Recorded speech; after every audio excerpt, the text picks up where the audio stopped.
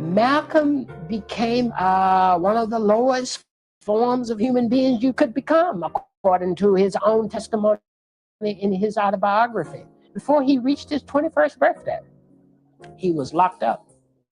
Our fathers weren't the pilgrims. We didn't land on Plymouth Rock. The rock was landed on us. We're talking about a guy who began his adult life as a hustler, doing every kind of drug available in the streets of sexually promiscuous abuse, fight himself through a religious conversion. When they are being brutally and unjustly attacked, then the Negroes themselves should take whatever steps necessary to defend themselves. When he spoke, he struck home to the crux of the matter. He'd hit you with the truth, just like someone would hit you in the head with a blunt instrument and butt your head open. We must have separation in order to be equal. We must have separation in order to have freedom. We must have separation in order to have justice.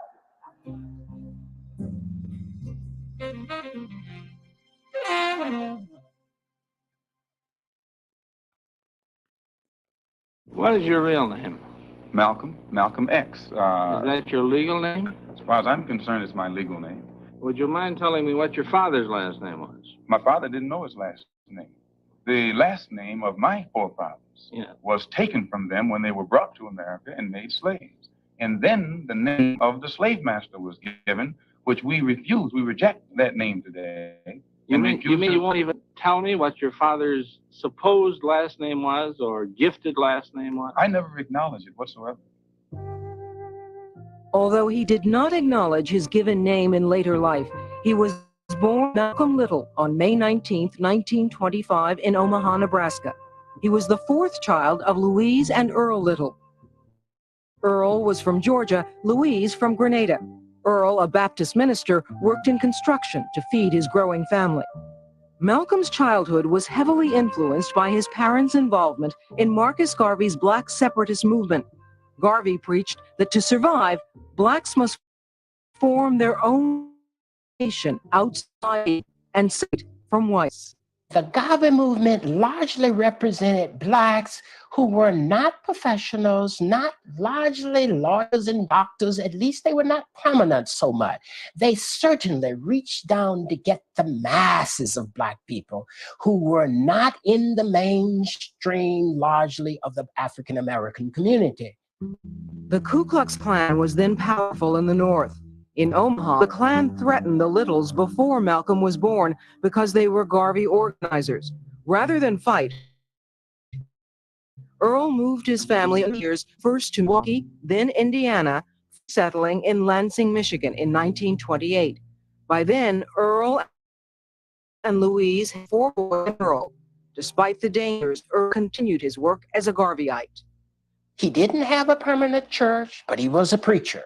So he traveled place promoting Marcus Garvey movement, the separatist movement, and at the same time trying to preach the Lord and Savior Jesus Christ. He saw no conflicts between the two. Now, Malcolm used to travel with his father as he would talk about Garvey and talk in churches about Jesus Christ. Malcolm learned to love the talk about Garvey, but he didn't like so much the talk about Jesus Christ. Settling in the industrialized Midwest was a good idea at the time because Earl could find work. He and Louise had their hands full caring for their growing family. Malcolm's rivalry with his brothers was contentious at times as they competed for their parents' attention. Life was not easy for Malcolm and his family, but his father's hard work and preaching put enough food on the table. Then the Depression changed everything. In Lansing, Detroit, Grand Rapids, places like that, the loss of jobs for African Americans was devastating. Chances are, if you were black, you were poor. In 1929, their family burned to the ground. Malcolm's father believed the Ku Klux Klan was responsible, but there was no proof. Earl Little built a new house, a tar paper shack with no running water, no indoor toilet. Earl gave each child daily chores, some in the garden, some in the house. He was a tough father, beating his children if they didn't follow his rules. Malcolm's mother and father were violent in their relationship to each other. Malcolm talks about his father, expressing the frustrations that he experienced in society in the context of the family. And that created a great deal of tension within the family. In fact, Malcolm claims that it was from the fight between his mother and his father that led his father to leave that day he was killed. In 1931, when Malcolm was 6, Earl Little died. He fell or was pushed off a streetcar in the night. His left arm was crushed and his left leg partially severed by the rear wheels. Although officials said the death was accidental, Malcolm was killed by Ku Klux Klan because of news. But Malcolm never talked publicly about his father's death. This particular experience left the family destitute. And so Malcolm grew up in a very difficult situation in which he had very little reinforcement for his self-esteem in the environment in which he lived. In the 1930s, none of the 7 children had enough to eat. Stale bread, wild onions, and dandelion leaves were often the only food. At school, Malcolm ate alone, rarely joining the other kids for lunch. For Malcolm, going to a predominantly white school, for example, feeling alienated from the dominant culture, feeling as if he really had very few friends and his white friends pretty much shunned him, that could have deep psychological effects on Malcolm. He was tall, handsome, red-haired, light-skinned, different even within his family. Much of the color symbolism was reflected in the context of that family. Malcolm's mother was very, very light complexion. And so Malcolm's father was a very dark complexion man. So the children were mixed. Some were dark, some were light. Malcolm was a light red, very much like his mother in color. So his mother was hard on him. She wanted Malcolm to get in the sun and put some black on him. Malcolm became a troublesome child after his father's death. His mother found it hard to supervise her family alone. Though Malcolm was a good student, he became a disciplinary problem, and he was moved from school to school. But despite all that, in the 7th grade, he was voted class president. Years later, Malcolm realized this was his first experience with tokenism. Being the only African American or one of a few also makes you an exotic. He did get a lot of attention, and people noticed him wherever he went.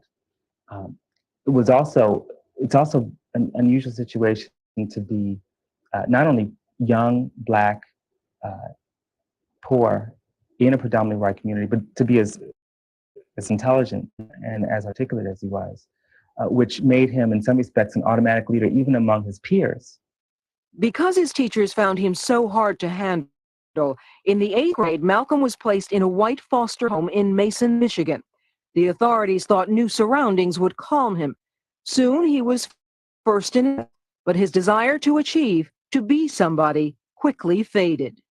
In fact, when he was in the 8th grade, the incident that forced him to drop out of school, embarrassed him, made him feel like he was not important, was when his teacher asked him what he wanted to be when he would grow up. And he said he wanted to be a lawyer, an attorney. And his teacher said to him, Malcolm, you have to be a little more realistic than that, because you can't be that and a nigger at the same time. Being a lawyer is no realistic expectation for a nigger, he said. He became disheartened and quit school. Malcolm was 14. It was World War II. Though the Depression was ending, life was still hard in America, especially for blacks. Malcolm's mother, Louise, was pregnant with 8th child.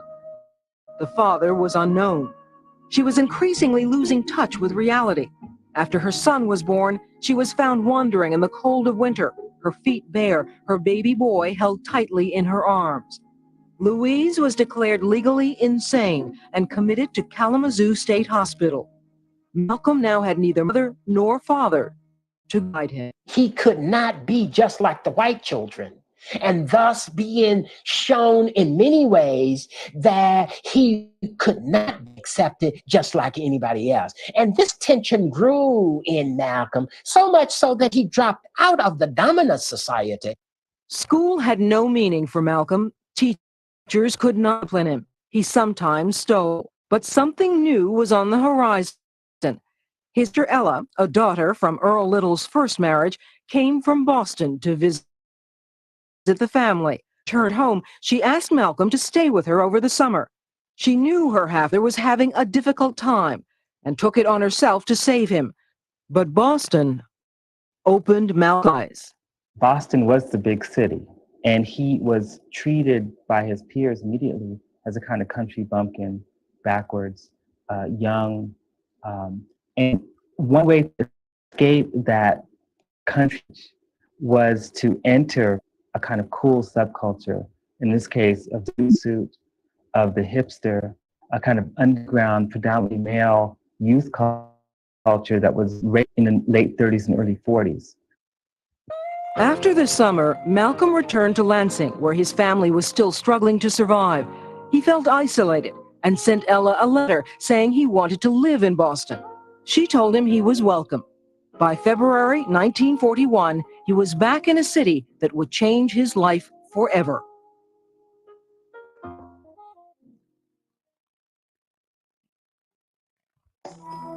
After the death of his father, his mother's confinement in an insane asylum, and his increasing loneliness as one of the few blacks in East Lansing, 15-year-old Malcolm was anxious to return to the predominantly black Roxbury section of Boston.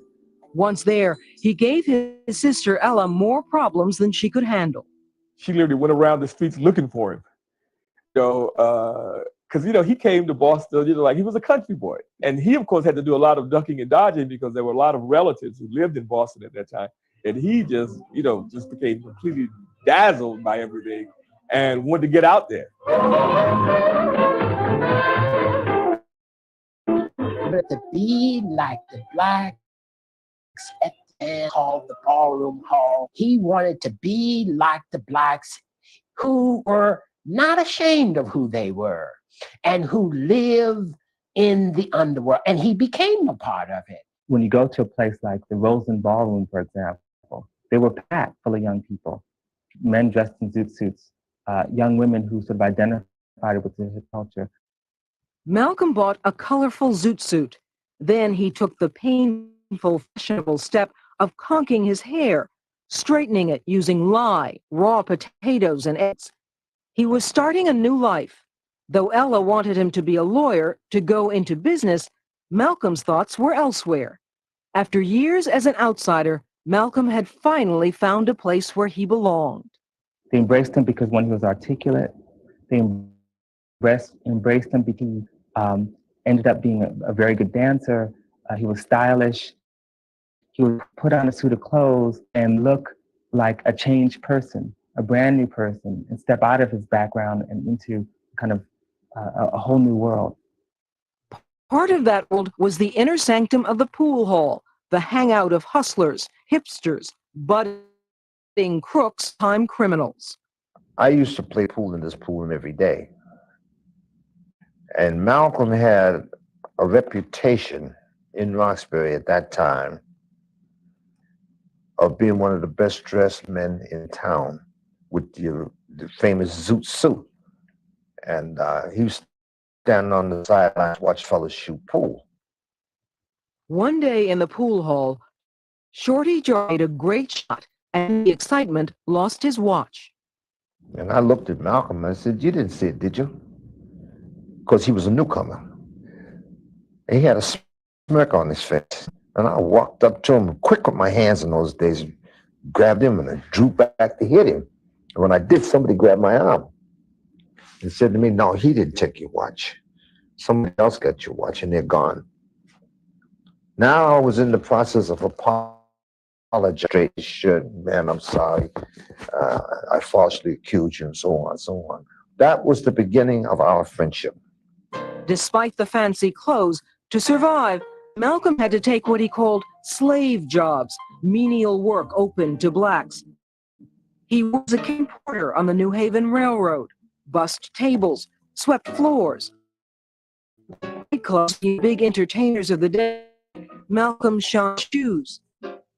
Jobs gave to eat, leaving him time to develop his skills as a petty criminal. Malcolm was, in my opinion, a beautiful con artist. He was a thinker.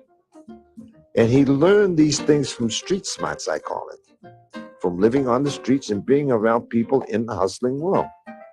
He could meet you on the street, as I've told it many times, and be broke and talk you out of your last $2, and you'd give it to him with enthusiasm. Working on the railroad allowed Malcolm to travel freely and often between Boston and Harlem, New York. Now, Harlem was the capital of not just the hipster culture, the capital of the Black world. And so going to Harlem for Malcolm was like going to Harlem for a lot of African Americans. It was entering the most exciting place you can possibly be. Malcolm, already part of Boston's subculture, became part of Harlem's thriving underground economy. He moved into pimping, steering white men to black prostitutes. During World War II, Malcolm was a petty sticker, ran numbers, sold marijuana. He frequented jazz clubs, was a small-time pusher, and used every drug he could find. Clubs where jazz was performed were places of exchange for dealers and users. And so the whole world that surrounded Malcolm was also one infested with drugs. And so it was hard for him to escape that possibility.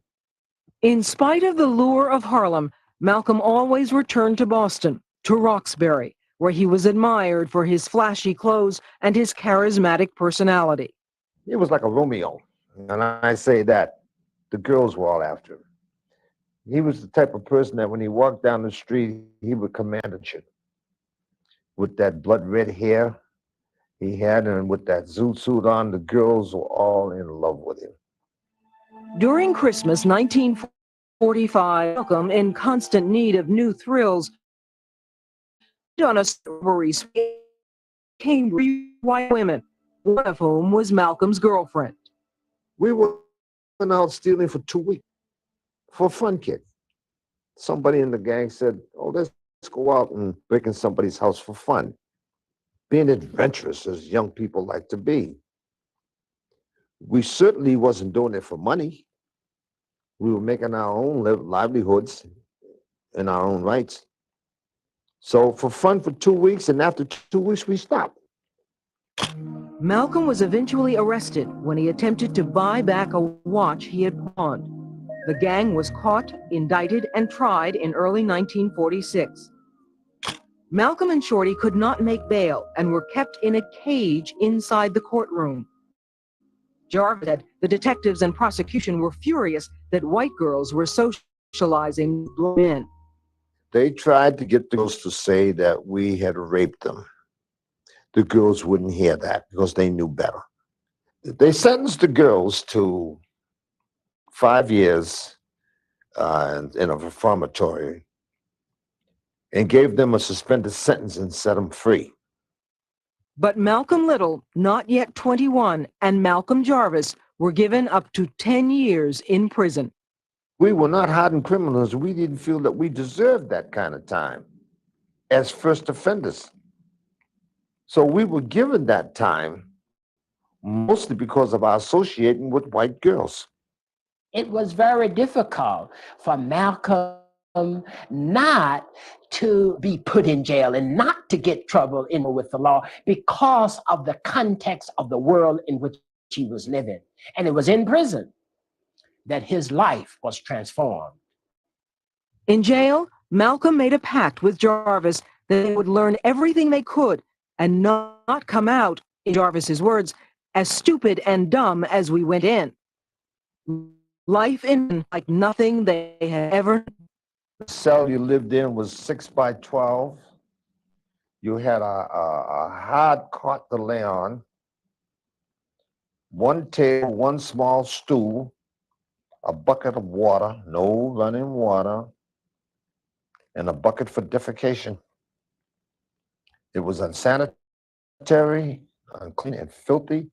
So with years of time on their hands, the two friends sat, studied, and read long into the night until their eyes burned. Malcolm educated himself, skills as a debater and speaker. While he was in prison, Malcolm's brothers, William and Filbert, had become members of the Nation of Islam, a small black separatist movement in Detroit led Elijah Muhammad, a one follower of Marcus Garvey. Malcolm's brother to convert, saying they'd found religion a way of life that survival. Malcolm resisted, then he relented. His life was transformed. He saw Christianity as the white man's religion, as the religion of black people who wanted to become like white people. But here in the black Muslim, the Nation of Islam, he encountered a religion that reinforced his identity as a black person and enabled himself to love himself as a black person. He didn't have a particular love for white people. And they used to call him Satan at one time because they thought he was evil. A lot of the white inmates especially used to call him that. In 1952, after 6.5 years in prison, Malcolm Little was released on parole wearing a $10 suit. He moved to Michigan to be with his older brother Wilfred. In Detroit, he would once again transform himself. After 6.5 years in prison, Malcolm was released in August 1952. He went to Detroit, where his brother Wilfred found him a construction job. He joined the Nation of Islam's mosque. He worked hard to gain acceptance, to earn his X, his new name for his new life as a black Muslim, to replace the slave name imposed on his forefathers. Malcolm soon went to Chicago, the headquarters of the Muhammad, became Malcolm X. His religion was complete. It is an about face, a complete turnaround, a new life in which Malcolm, who was the criminal, now becomes a minister in the religion of Islam. When Malcolm came out of prison, the Nation of Islam was a quite isolated little sect of about 400 souls. He would tell Muhammad, you've got to bring this message to a much larger audience. So he became a recruiter, one who went out and fished, as he said, for others to become a part of Islam. The Negro will be serving notice that no longer does he been turning the other cheek and being the constant victim of someone else's brutality. Elijah Muhammad was clear. The Nation of Islam did not need white people or white society. Black self-esteem came first, and with it, the establishment of a separate country inside the United States for blacks alone. Failing that, blacks should be allowed to return to their African homeland. We are African, and we happen to be in America. We're not American. We are people who formerly were Africans, were kidnapped and brought to America. Our forefathers weren't the Pilgrims. We didn't land on Plymouth Rock. The rock was landed on us. The message was always, this is a racist society. White folks are not going to rescue you. Forget about the civil rights movement. Forget about the civil rights legislation. You will never get real freedom and recognition between black and white people in this country without destroying the country. It was a message that terrified white America and was too extreme for most black Americans, who saw the more moderate civil rights movement growing. In 1954, in Brown versus the Board, the Supreme Court said public schools must be integrated. In 1955, Rosa Parks started the Montgomery bus boycott by refusing to move to the back of the bus. Martin Luther King Jr., at 26, began his rise as a leader in the push toward integration. The Negro citizens of Montgomery, Alabama will return to the buses on a non-segregated basis. Meanwhile, the Nation of Islam struggled to win converts. Malcolm became the chief evangelist for the Nation of Islam, and he would go from city to city with great success. As a reward, Elijah appointed Malcolm head of Temple 7 in New York, and he became national representative for the Nation of Islam. And is regarded very highly as the number 2 person in the Nation of Islam. And it will be being regarded as the number 2 person that will eventually lead to all kinds of jealousy within the movement. Elijah regarded Malcolm as a son and told him he should marry for the good of the movement. In January 1958, at age 32, Malcolm wed Betty Saunders, who had gone to college and was planning to become a nurse.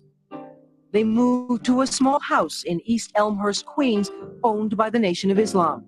In November of that year, Atala, the first of their 6 daughters, was born.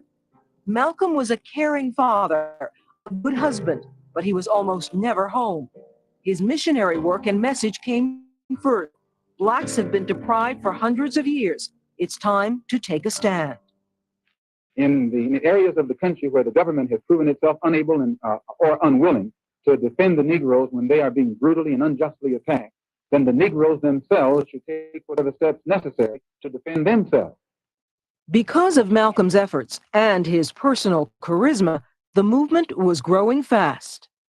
Malcolm was very easy to grab hold to because Malcolm was John Wayne. Malcolm was all the things in the movie that we saw about our heroes. Our heroes didn't take nothing from nobody, and they always had the best lines. Tall, lean, handsome, magnetic, a brilliant smile, dazzling smile. Malcolm was everywhere. He debated on college campuses, made speeches on street corners, appeared on radio and television. The more Malcolm saw of America, the more his philosophy began to change. For Elijah Muhammad, the movement was strictly religious. Allah would be the one that would punish the white.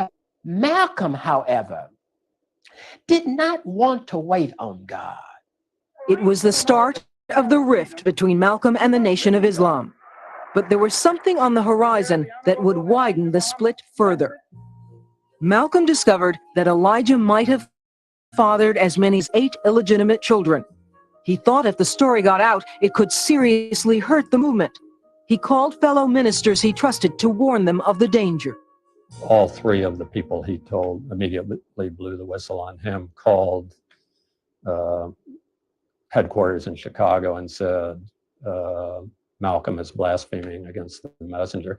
He was the object of a lot of jealousy, so I think those people were motivated partly by jealousy. One of them was Louis Farrakhan.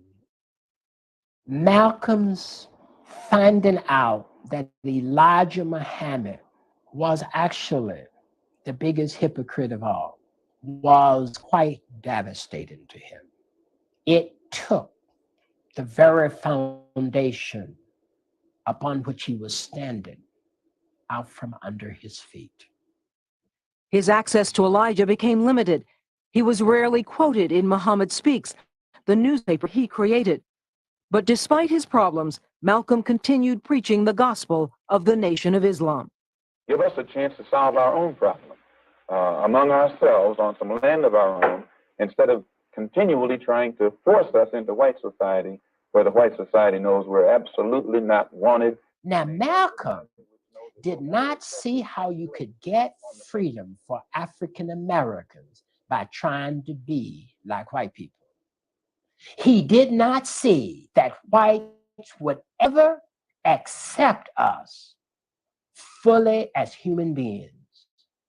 So for him, he didn't see why it is that the civil rights movement fought so hard to be integrated at the lunch counter for a cup of coffee because he felt that a cup of coffee was a small price to pay for 250 years of slavery.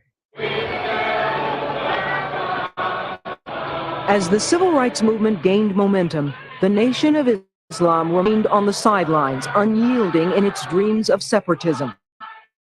Though Malcolm kept his religious faith, he was moving further toward political activism and inevitably toward a greater confrontation with Elijah Muhammad. Though Malcolm's differences with the Nation of Islam were widening, it was not apparent to outsiders. He was as uncompromising and faithful as ever.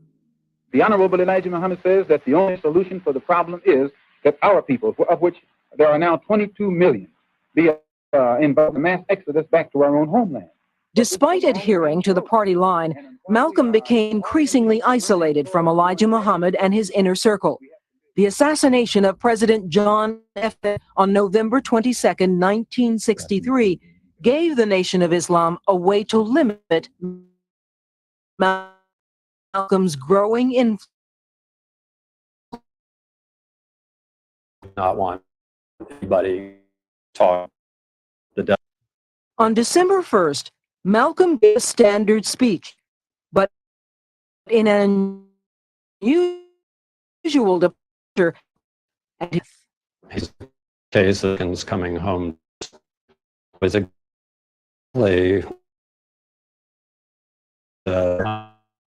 he handed his enemies sword. Elijah Muhammad knew this was his best weapon against Malcolm. He said for 3 months.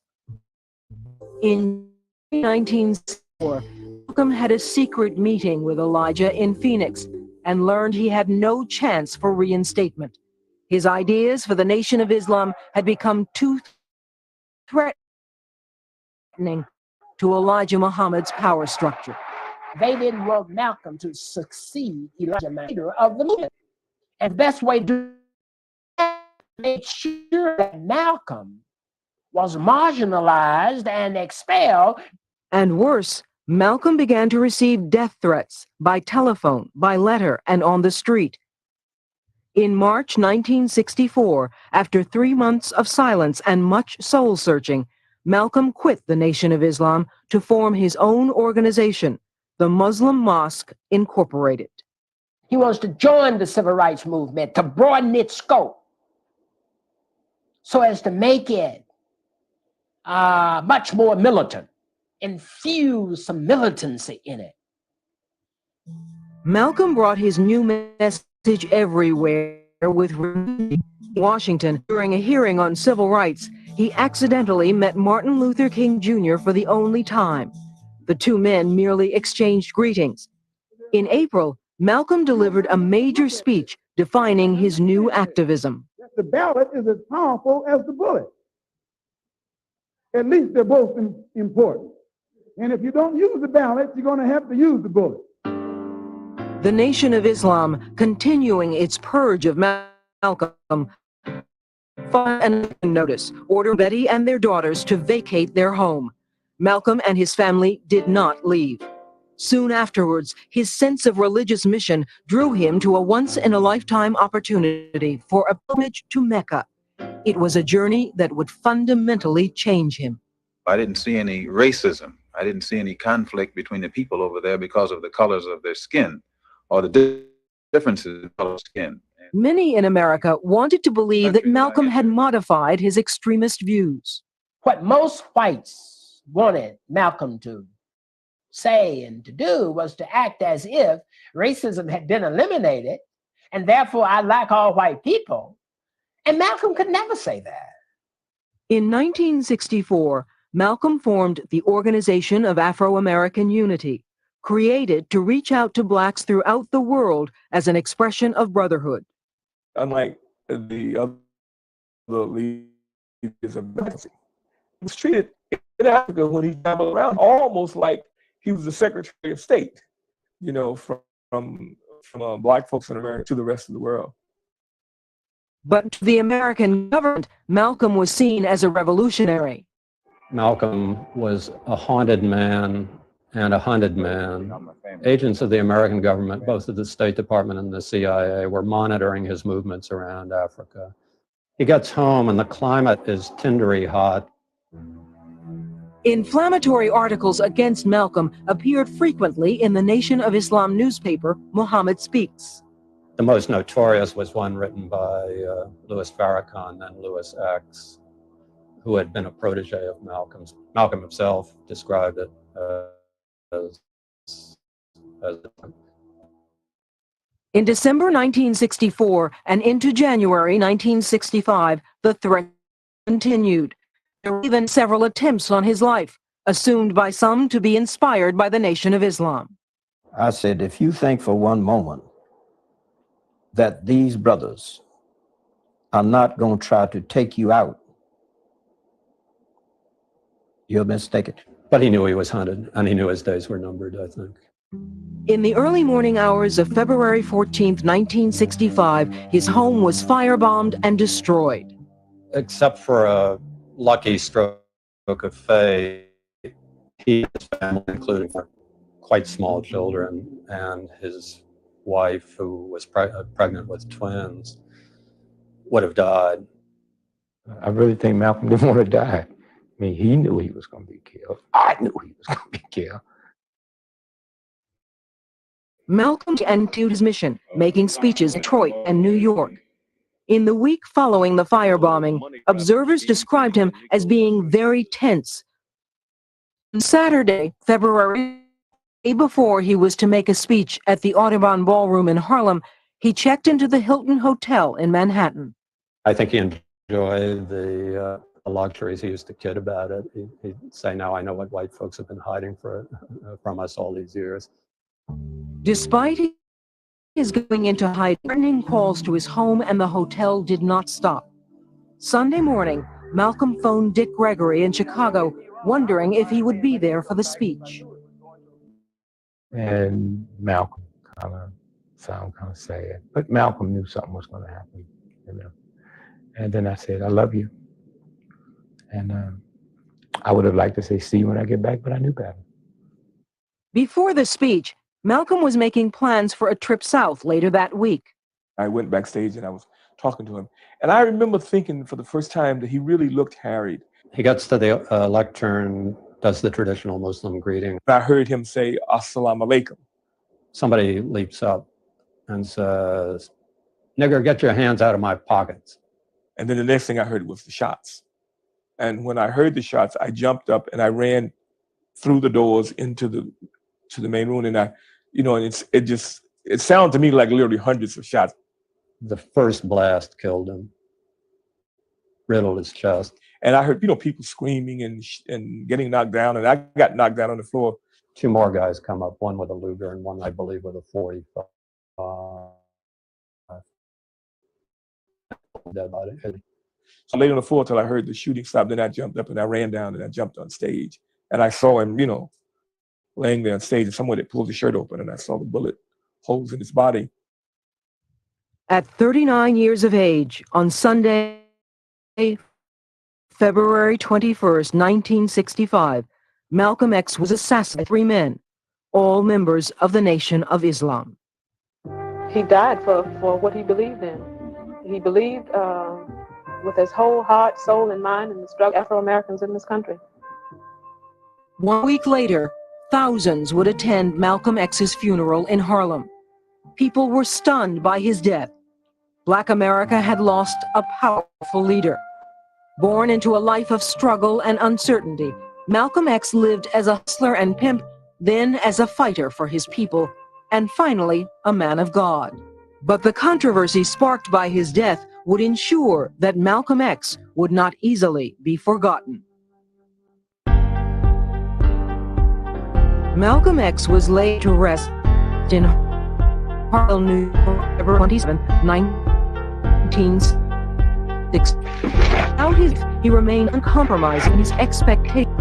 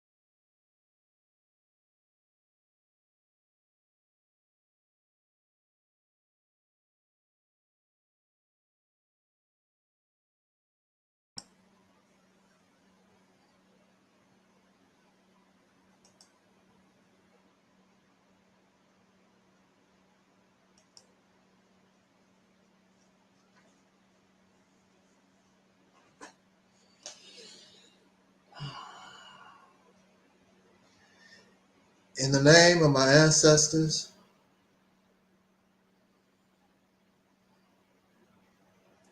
peace forever and always, and welcome to another edition of what we call the Realities Temple on Earth Internet Ministry. I am the Mighty One, known here on social media as Angel Snub 7. Your brother and your friend, Taalik Ibn'rad. Wow. I want to welcome you to this late night edition, spontaneous edition. I thank you so much for joining us this evening. It's been a while since we come together for a talk, and I must apologize as I am very, for a person who doesn't have to work every day, the last few weeks I found myself very, very busy, and I'm so tired. If it was not for taking care of some business, I would have been able to come and talk to us earlier. But due to circumstances beyond my control, that wasn't possible. And I wanted to do this talk on the day that is celebrated for the 98th soul birthday or anniversary of this man, our brother Malcolm X. I'm very sure as we talk a little bit here, I will wake up, but I'm so tired. I'm so tired, so just excuse me. I need to get up to speed here. Before we continue, I would like to just give a moment of silence in remembrance of this brother, Hajj Malik Shabazz. That's what he wanted to be known as. We know him as Malcolm X. So let's just give that moment of silence, this 98th birth anniversary of our brother Malcolm Shabazz.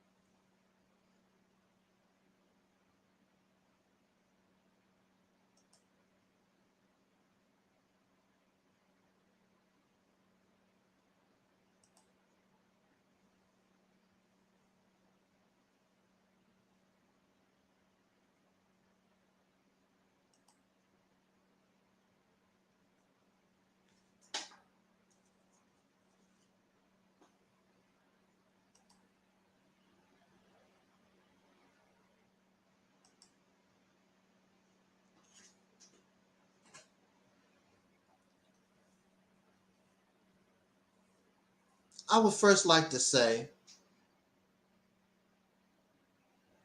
on Facebook, because I really don't do a whole lot of watching a lot of YouTube videos, but I do make a lot of comments on posts on Facebook.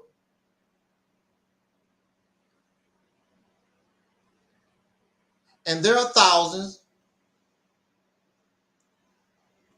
who have never known Malcolm X, wasn't born, but they have decided to commemorate, celebrate, and remember this day, his birth, May 19th, 1925. It is a shame Among us, there are those who claim peace and love and joy, and they have tried to destroy the legacy and have spewed hatred of this man, even though he's gone. They cannot keep this man's name out their mouth to save their life. He's a threat even in death.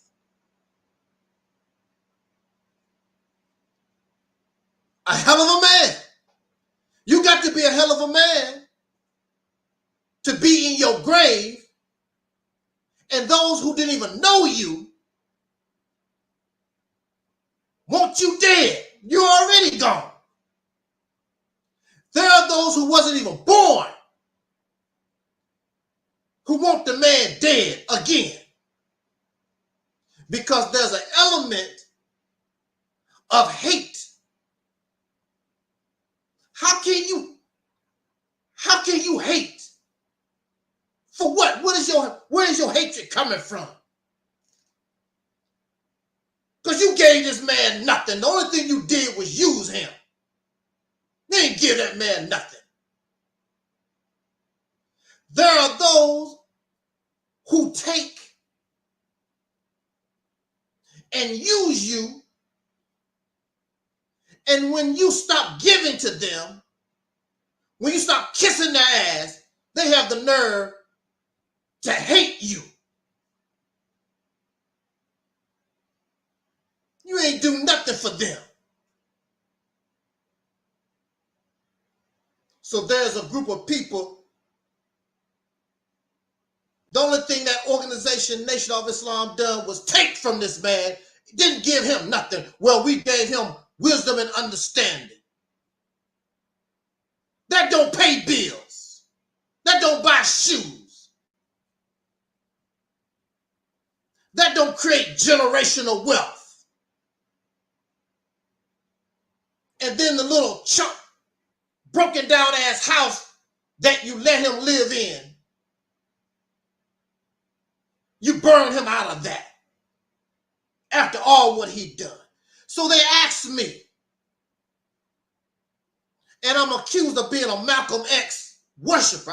We don't worship people here.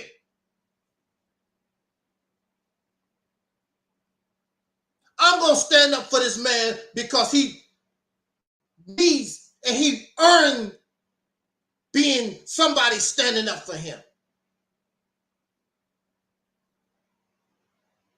You are living and attacking this man in the grave. Why can't somebody defend him?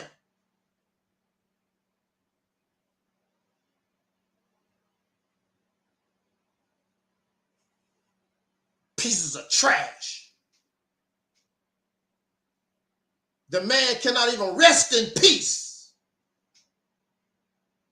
Bunch of pieces of trash trying to slander his name. I didn't even know who Malcolm X was. I was introduced to the teachings of Elijah Muhammad when I was a little boy. Nobody told me about this Malcolm X person. I didn't know who Louis Farrakhan was. The only one I knew about was Elijah Muhammad himself. I didn't know about Wallace Muhammad. I didn't know about his wife, Clara. I didn't know nothing except Elijah Muhammad, period. I didn't know anything about Malcolm X until the 1980s.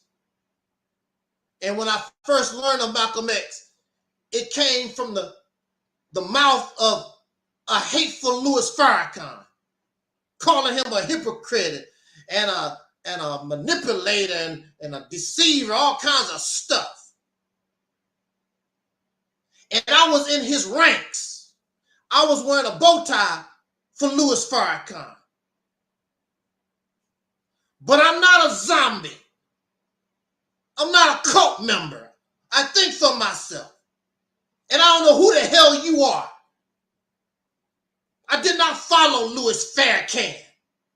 Louis Farrakhan told us, I'm bringing back the original teachings of Elijah Muhammad? Will you help me? I said yes, because that's all I knew. I didn't know about Silas Muhammad. I didn't know about the Son of Man. I didn't know about these factions. And the people themselves wanted to see the return of the Nation of Islam as it was when Malcolm was thriving and Elijah Muhammad was thriving prior to this falling out. If anything, you should want to forget that part of your history.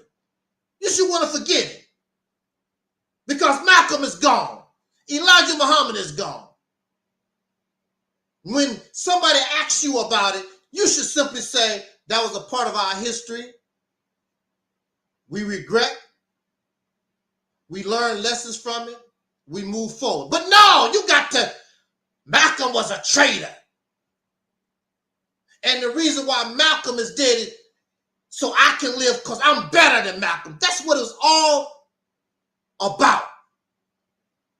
People jealous of Malcolm even when he's gone. I'm better than Malcolm. You have people all over YouTube trying to slander because they want to be better. You're not better. And nobody's going to be able to be better than Malcolm. You don't have what it takes. Folks saw the sincerity in Malcolm. Malcolm said, or made a statement, I paraphrase, something to the effect, he's not perfect, he can be wrong, but I'm wrong. I'm sincere in my wrong. I'm not trying to deceive nobody. I was wrong. I'm in error. So he understood, and we understand that Malcolm X is not perfect, but it was wrong. What the Nation of Islam done to him is wrong for what you pieces of trash, you garbage dumpsters. How you talk about this man. Because none of you, even the Nation of Islam, none of you would face that man in a position where you can debate him. You can't debate him because you're wrong. So that's why the decision was made, we better kill him. We're going to talk about that real quick. We're going to talk about that. Islam is justice. You're a damn lie. It's talk. People don't practice what they preach. It's talk. I've never seen so much hate for a man. When you go to Facebook or YouTube, all these clowns, all these misfits, they wish they could be Malcolm. You suffer from poor character. You don't have no integrity. You have no honor. You can't be, you nothing close to Malcolm X. Your behavior shows you're nothing like a Malcolm X. Hate him for what? What did he do to you? Some of you suckers weren't even born. They're copying and they're listening to the hate mongers who talk about, I'm peaceful. Ain't nothing peaceful about your happy ass. Islam's supposed to be peace. There's nothing peaceful coming out their damn mouth.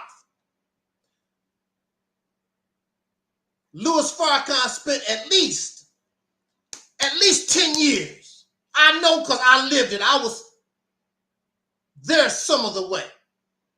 At least 10 years. I know starting in the 80s because I didn't know anything about Malcolm. I think on my own. And I studied the situation. And I came to the conclusion that the Nation of Islam was wrong. Elijah Muhammad is my spiritual father.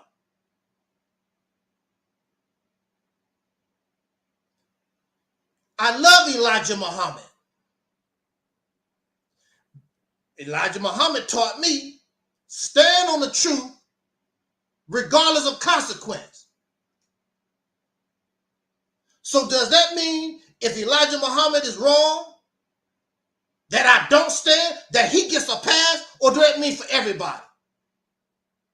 It means for everybody, including Elijah Muhammad. The Nation of Islam was wrong, point blank. That's the end of discussion.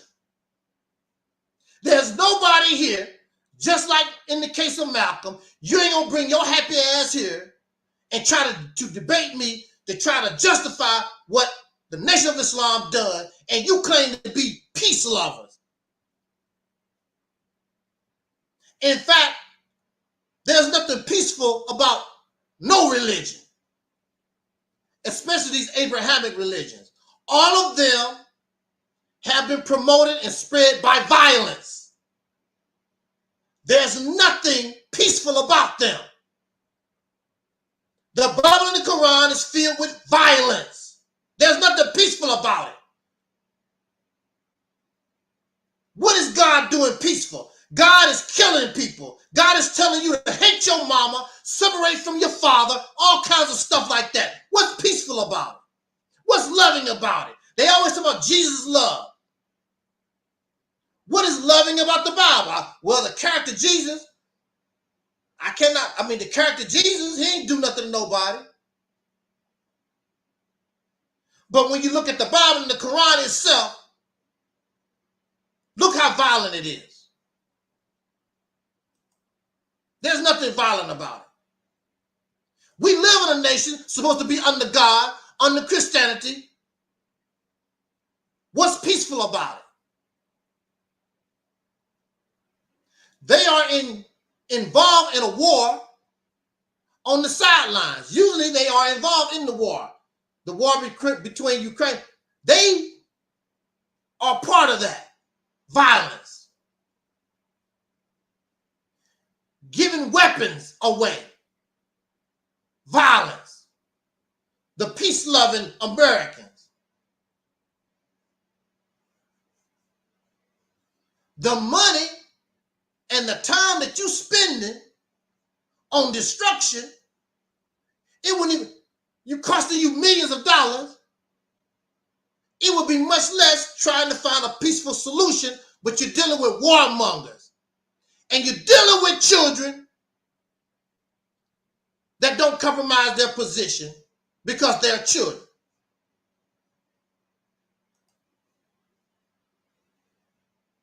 Silly people. We keep talking about the elders. Joe Biden, without a doubt, is an elder. With the mind, still have the mind of a child. It's my way or no way. You don't let him play basketball, and it's his basketball, well, I guess we won't be playing basketball. That's how these world leaders operate. Regardless whether it's Africa or Asia, anywhere in the world, in a patriarchal civilization, that's how they operate. Childish people. All this hate mongering about Malcolm X. Childish ass people. Jealous of a dead man. And then they talk about their success and show their work. Well, if your works and your success is so great, what the hell are you complaining about and talking about a dead man for? Because it's not. You don't even come close. You don't touch Malcolm's pinky. Full of hate. Why do they hate Malcolm? Let's talk about it.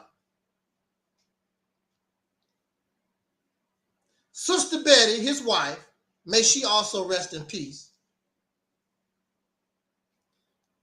Sister Betty, in front of Louis Farrakhan, he didn't say a damn thing. Sister Betty said that when Malcolm joined the Nation of Islam, it was like 4 temples, an old folks home. The majority of people was, old folks that was from the 1930s, 40s, or whatever. There's a bunch of old folks home. They wasn't doing too much anything. Had four temples going on. And basically, it was Detroit and Chicago. Didn't mention the other 2 temples, but basically it was Detroit and Chicago. And as you know, Malcolm joined the nation in Detroit. Said that right there in the documentary. Didn't get no help from the Nation of Islam. He got help from his brothers who had joined the Nation of Islam. And then he got brainwashed and joined later on. Wasn't nothing going on with the Nation of Islam. Had a few hundred people when Fard Muhammad, the leader, was here. Under Elijah Muhammad, really nothing was going on. Nobody didn't give a damn about no Nation of Islam prior to Malcolm X. Had a little press when Fard was here. Why did they get the press?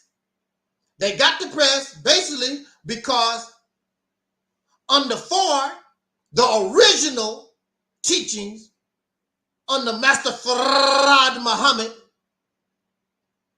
they practice human sacrifice. Do your research or just pick up one of Omar Shabazz films, because he shows the information. The original teachings of the Nation of Islam under Fard, they practice human sacrifice. And one of the members killed another member doing this human sacrifice crap. That's what caused the problems of Allah's Temple of Islam, which that's the original name. Allah's Temple of Islam got caught up in that murder, and Master Fard Muhammad had a criminal background, and simply what they told him, look, because that's one of his followers, and they practicing human sacrifice. They said, look, the local police department is like, hey, look, you got to get out of town or you're going to go to jail. Matter of fact, the crazy house, that's where your ass going.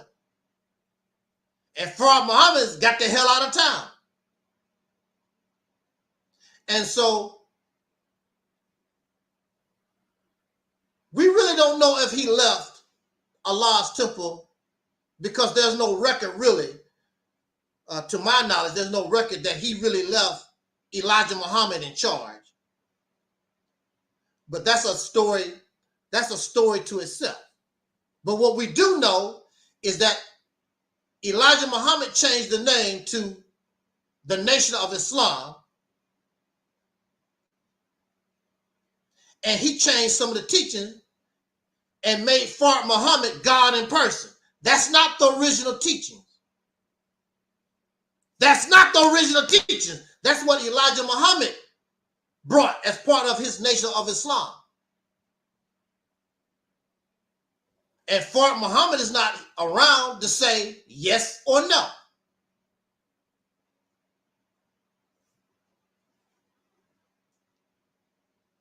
So Malcolm joined the nursing home of Islam, because that's what it was. And Farrakhan didn't say a damn thing when Sister Betty said that's basically what it was, damn nursing home. He didn't say nothing, so it must be true.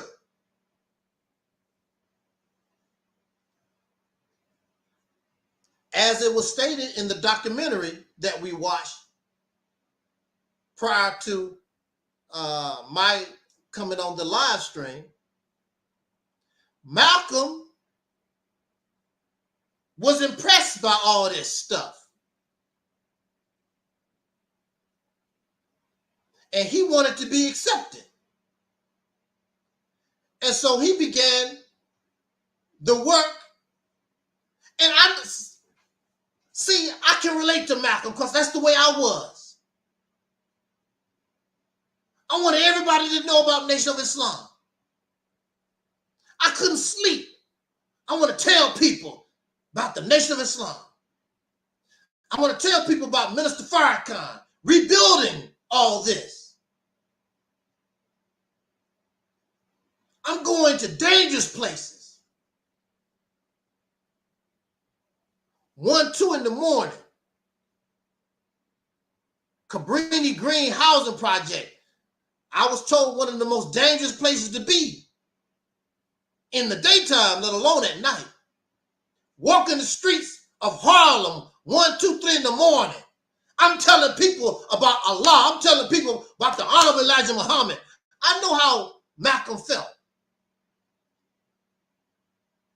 Didn't care about nothing else except drawing people to this, something that I feel is good for us, good for me. So Malcolm began to put in 12 years. And when Malcolm got finished, Elijah Muhammad made him national representative. The jealousy began to start. The envy, like y'all still do today, and the man gone. The man gone, and you're still jealous and envy of the man. Malcolm put in that 12 years. When Ford was here,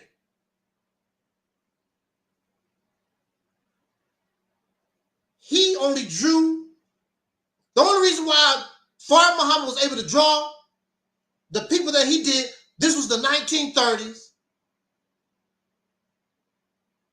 And people, even Marcus Garvey, the reason why our people was attracted to these people, these folks, because here you are.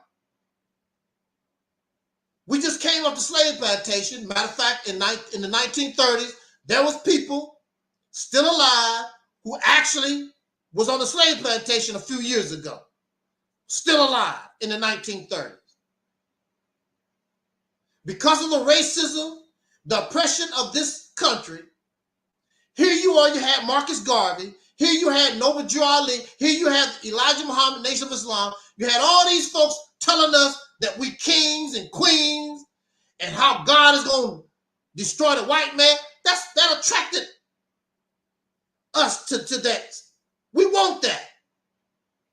The same way that we are attracted to Jesus, we don't get our heaven in the afterlife and all like that, selling us hopes and dreams and promises and all these different things. It's no different, same stuff.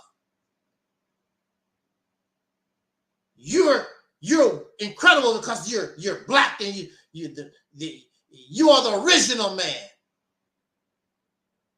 How the hell you the original man? And see, we take these things on face value. How the hell are you the original man when we know that the white folks raped us for hundreds of years? So how the hell you gonna be original? You ain't original no more.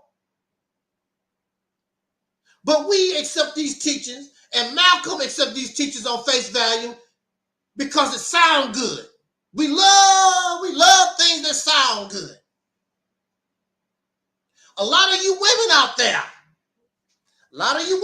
there, you got babies because that man, he sound good. I mean, physically, he might look good too. You understand? But he put that rap on you. He sound good. But the reality sits in when you get that baby and then you don't see him no more. Or you taking care of his ass. Why are you playing video games all day?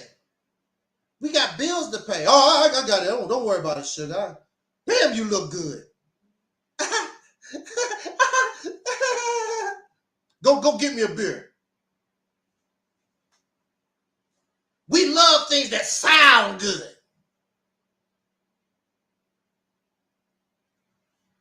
And it gets us in trouble all the time. We stay in trouble because we like stuff that sound good, look good. Damn, that gal sure got a big booty on her, man. Woo! Look at them breasts. Woo! I'm gonna get some of that because that look good. And then she might even sound cute. Ooh, and she even sound cute too. Woo! Just got me tangling, boy. I'm gonna tear that. Woo! You don't know she got AIDS. You don't know she's syphilis. And you so mesmerized by the big booty and the big breasts and she smiled cute. Now you got AIDS and syphilis. Because you didn't take the time to really examine nothing, and Malcolm got caught up in it too. See, Malcolm is not perfect. He got caught up in some bull doo-doo.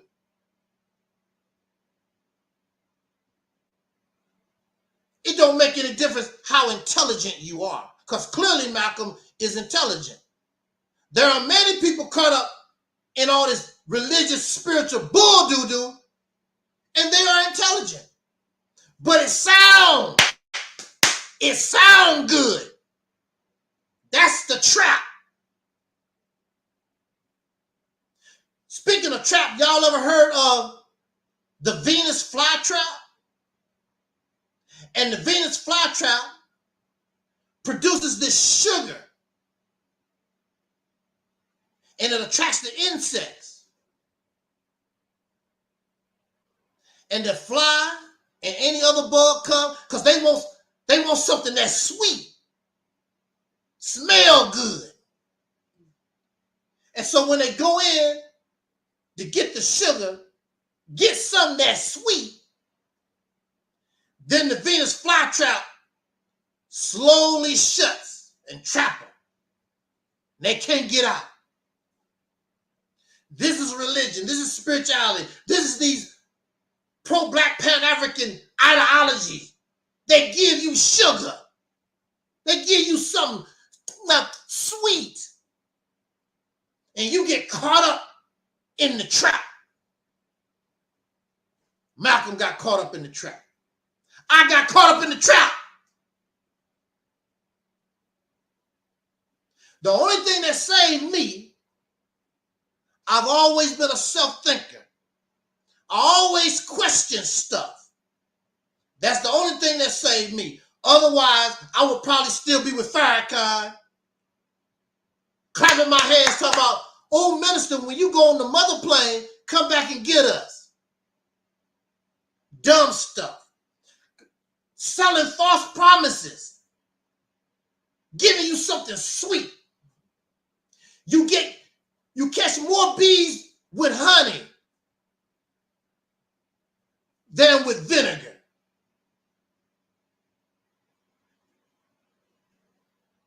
What you gonna do with the bee?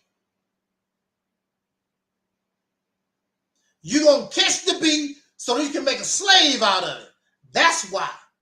You want to become a fisher of men. They love to use this analogy. Being a fisher of men. What you gonna do? What do you do when you fish? You take a worm, you take whatever bait that you choose, something sweet, throw it in the water. There's a hook in the bait.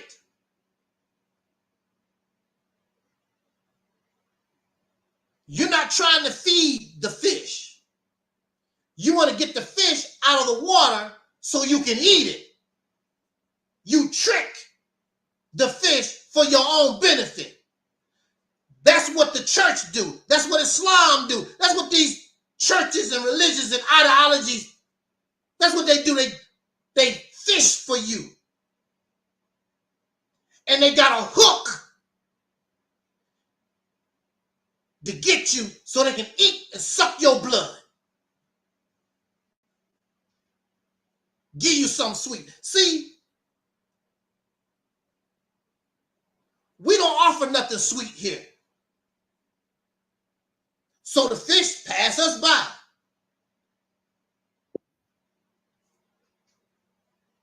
So the fish pass us by. We're not selling false promises. We're not making something sound good, look good. We're not doing that here. Trying to sound good, look good.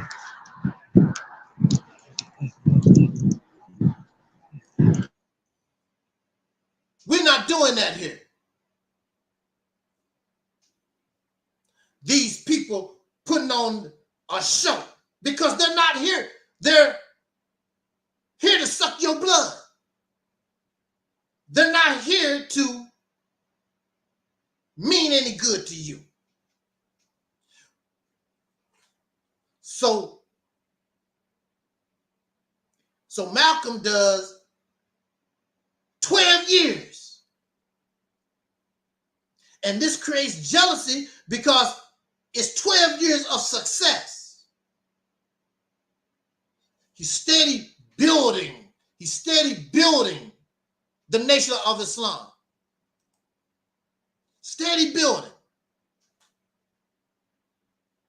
There's jealousy and envy not only coming from, see, because look, Malcolm came in, it was a nursing home. Why couldn't y'all do anything? So give the man his credit. Malcolm X put the Nation of Islam, put it on a level that Ford and Elijah Muhammad together could not do. Because basically,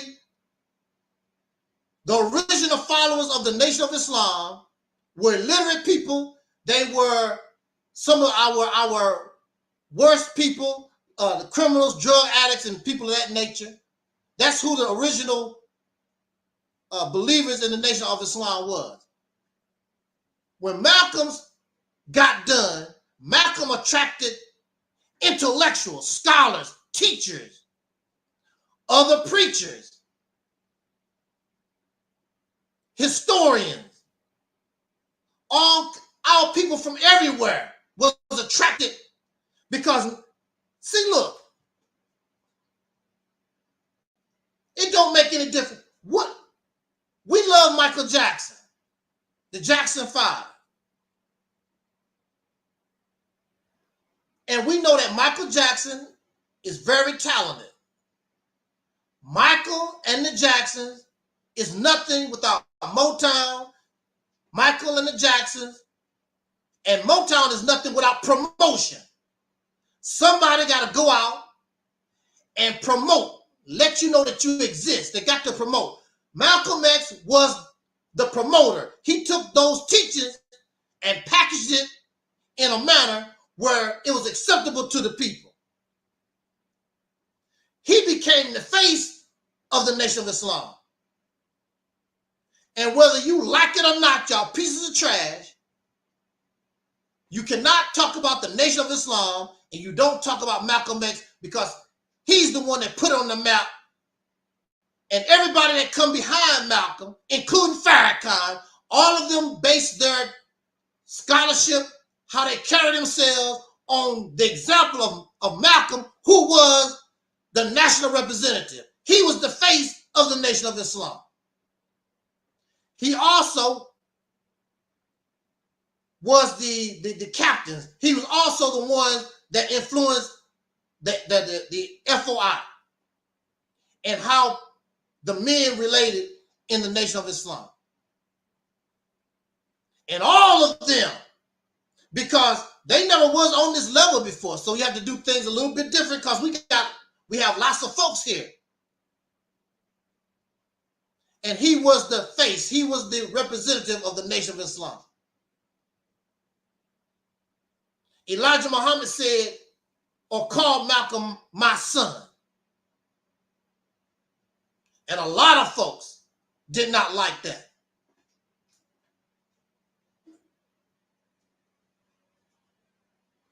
Even Elijah Muhammad's children didn't like that. Malcolm catching heat. Malcolm is not paying no attention because the only thing Malcolm is doing the work, what he enjoyed. Just like in the documentary we just saw, Malcolm didn't even really want to get married. He wasn't interested in no woman like that. I just want to do the work. Elijah Muhammad encouraged him, got to find a sister because you're the national representative.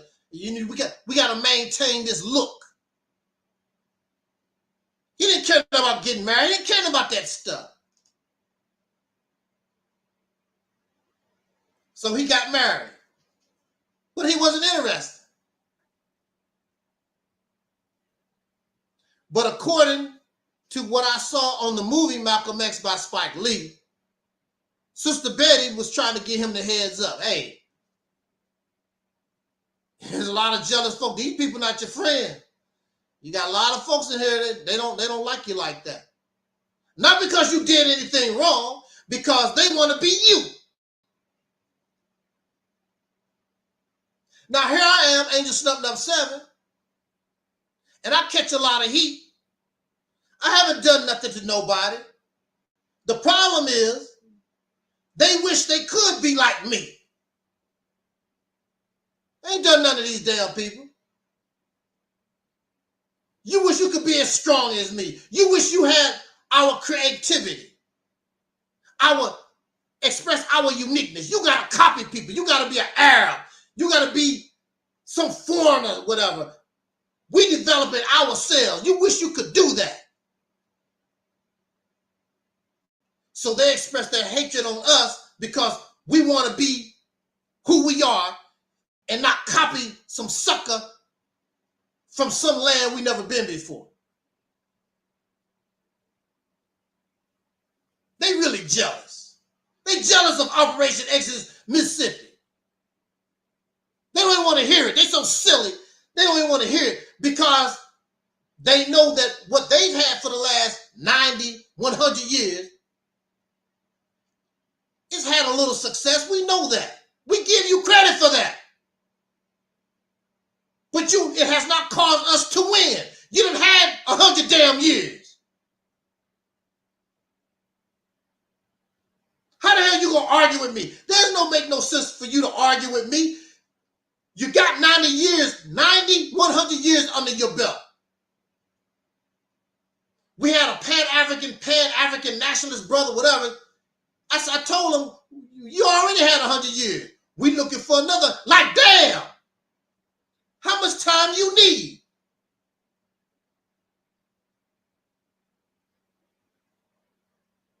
That's not acceptable. But they eating sugar. Being sold false dreams and hopes. That's why they hold on. Like, damn. So they talk about the Christians waiting on Jesus Christ. They doing the same damn thing. Pretty soon, it'll be 2,000 years. Marcus Garvey this and Minister Farrakhan that. 2,000 years from now, doing the same thing. Waiting. How the hell can you make mockery of those waiting on Jesus when your ass doing the same? You already been waiting 100 years. You're no damn different. So it all came down to make a move on Malcolm.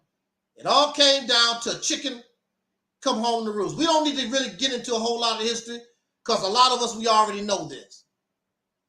We already know. We've heard it over and over and over. It's a redundant ass story. So what's the sense to keep going over the same story over and over? We know the story.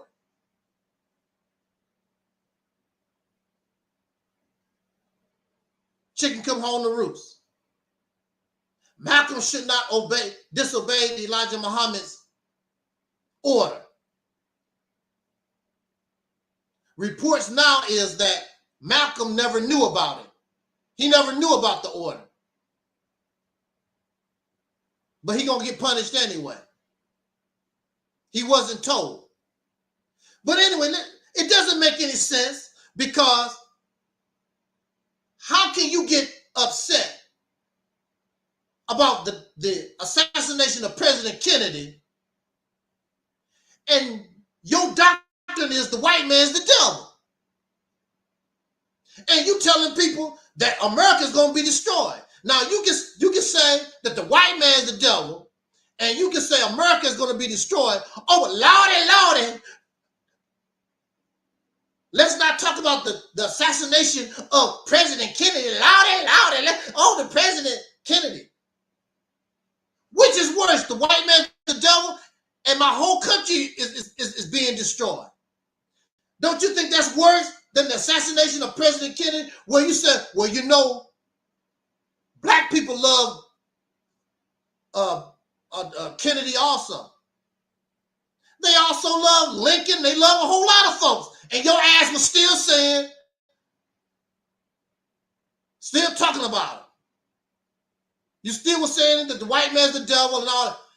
That was just an excuse. Just like some people right now who may be listening to our broadcast, they waiting on me to say something so they can use it against me. That's all that was.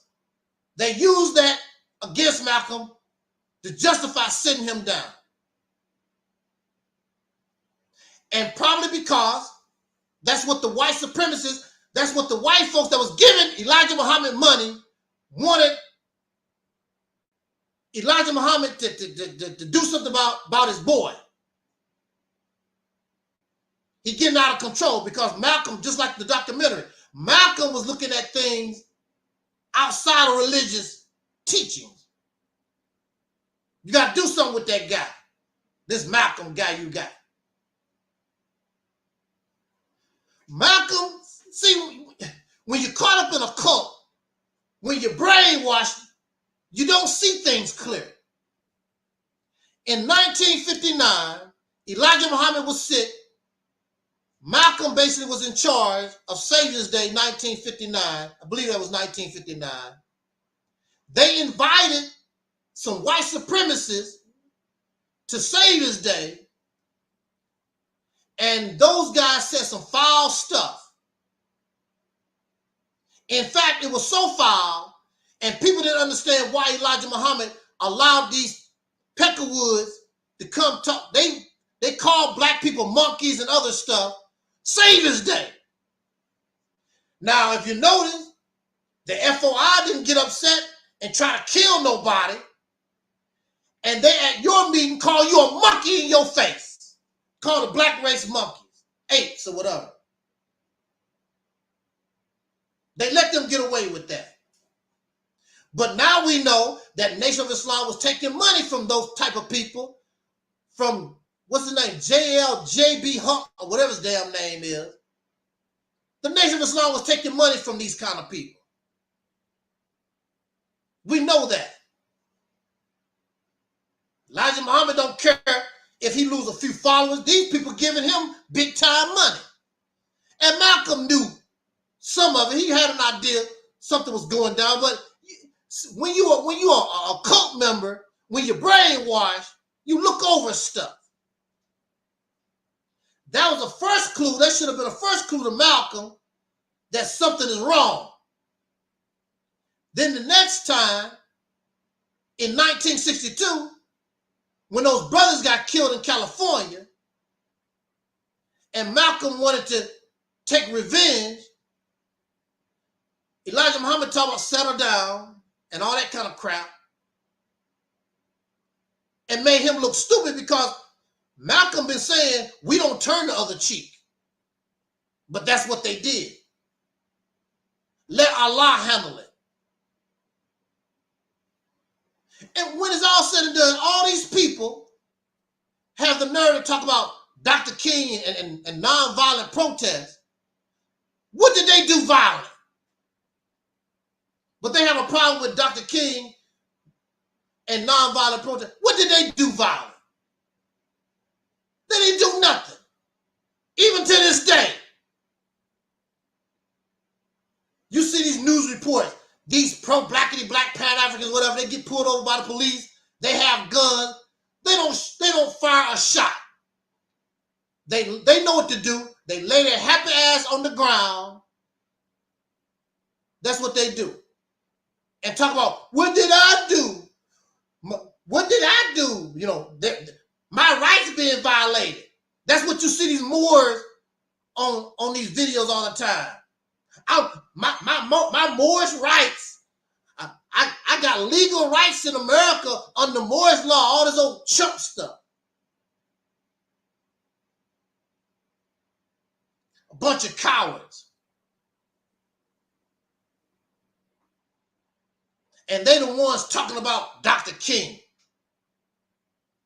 Who's more non-violent than the Pan-African pro? What did Marcus Garvey do violent?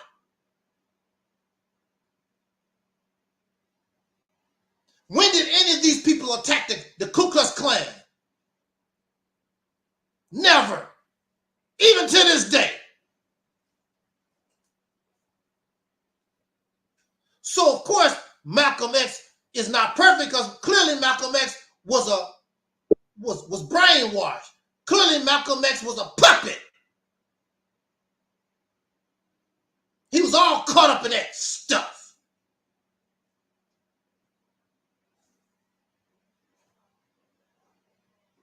But one thing is clear. They don't want to give Malcolm X credit for putting the Nation of Islam on the map because he was able to do what God and Elijah couldn't do. And then they brag about Farrakhan. Farrakhan comes after Malcolm. Malcolm laid the way. Malcolm already opened the doors. Farrakhan ain't opened up no damn doors. Malcolm already opened up the doors. Malcolm started from scratch. Farrakhan didn't start from scratch. The road was already made. So you can't even compare him to Malcolm. And I want to say this in my conclusion.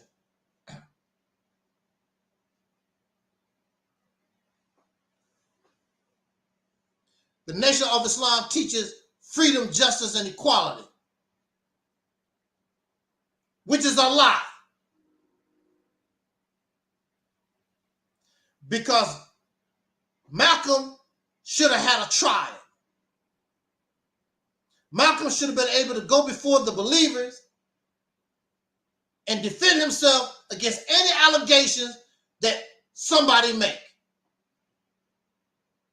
They deny him that opportunity. You know why?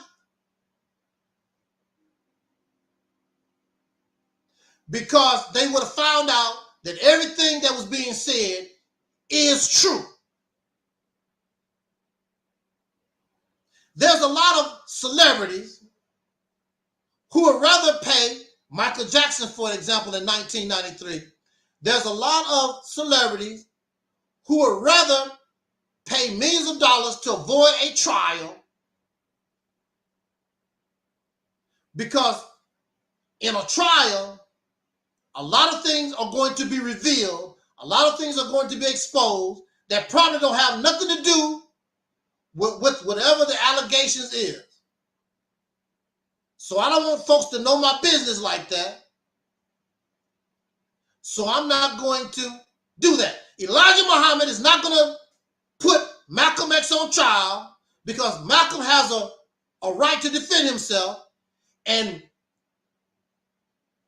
they would have found out that everything Malcolm said, and we know that everything that Malcolm said is true. It came out of the mouth of the son, Wallace. That's how Malcolm found out. But see, the thing about it is, if you doing right, what you worried about somebody telling your domestic life? If you're doing right. Exactly.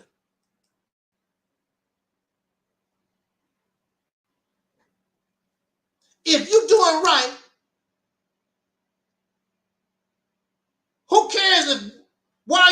your domestic life for? You hiding it because you teaching one thing and doing something else. That's the problem. I don't give a damn. You can marry a monkey if you want to. But if you're teaching against bestiality, but in your domestic private life, you messing with a monkey, that's a problem. Because you're not practicing what you're preaching. You're teaching monogamy, but yet and still, you're doing something else behind somebody else's back. And Elijah Muhammad teaches against polygamy. The Nation of Islam teaches against polygamy. That's why they quote from the Quran and the Arabs, because it's permitted there. But Nation of Islam teaches against polygamy. He was an adulterer. There was a brother who kept going back and forth with me about the age of some of these sisters. And he found out, see, because y'all don't do your own research. You go by what Wesley Muhammad say. You go by what Farrakhan say. You go by, this brother decided to do his own research because it's all public record. It's all public record now. He found out, I think the sister's name was Ola or something like that. She was 15 years old, having babies by this old man. And look, this man, what, 60-some years old or whatever, messing with 20. These young girls, he's 40 years older. What the hell, y'all crazy as hell. Damn right, it's a cult. It's a cult. And these children are supposed to be special. What have they done special? This is 2023. What have these children, they're grown men and women now, what have they done special? Absolutely nothing. Nothing. When you're wrong, you're wrong. I love Elijah Muhammad, but he taught me to stand on truth. And you're wrong, sir. Nation of Islam is wrong. Farrakhan, Wesley Muhammad, all you suckers that's slandering Malcolm, bringing up these damn lies. He didn't do nothing wrong. He did exactly what he was taught. You're supposed to protect the black woman. Lift up the black woman. Elijah Muhammad was not doing that. He was exploiting the black woman. Taking advantage of them because they idolize him, these young women. Just like any other preacher, any other pork chop eating preacher, quack. And you ain't no damn different. The Nation of Islam became corrupt. That's the bottom line. And it's still damn corrupt. They just gave Louis Farrakhan 90 ounces of gold. What you giving him a gift for? You already giving that man money then you are trying to raise extra for him. That's cult behavior. To do what? What is he doing for you? Not a damn thing. It's crazy. Then Wallace Muhammad is the one that told Malcolm, because Malcolm didn't know.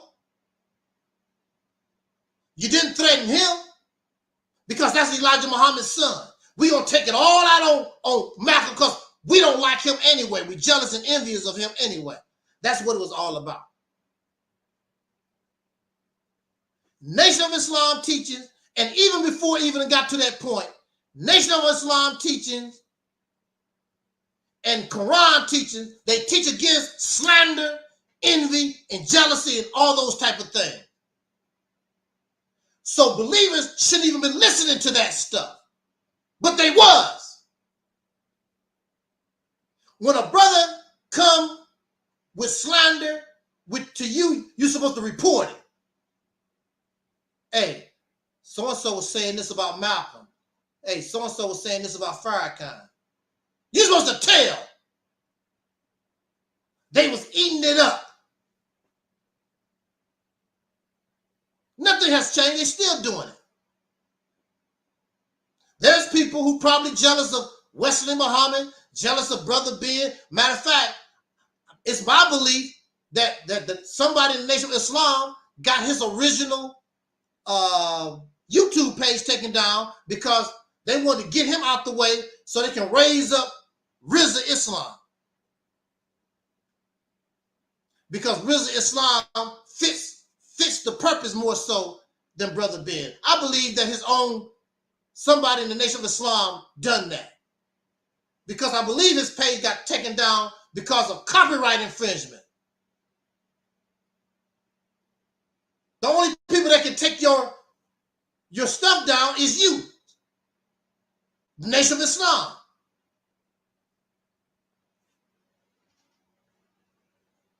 Muslim not supposed to kill Muslim. And y'all celebrating this and feeding off of this. What kind of people are you? You ought to see how nasty they are to me.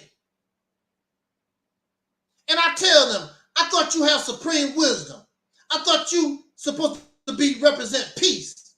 There's nothing peaceful. There's no supreme wisdom about them. Bunch of a criminal organization. That's what Malcolm called it. That was the behavior. So they want to put on this front.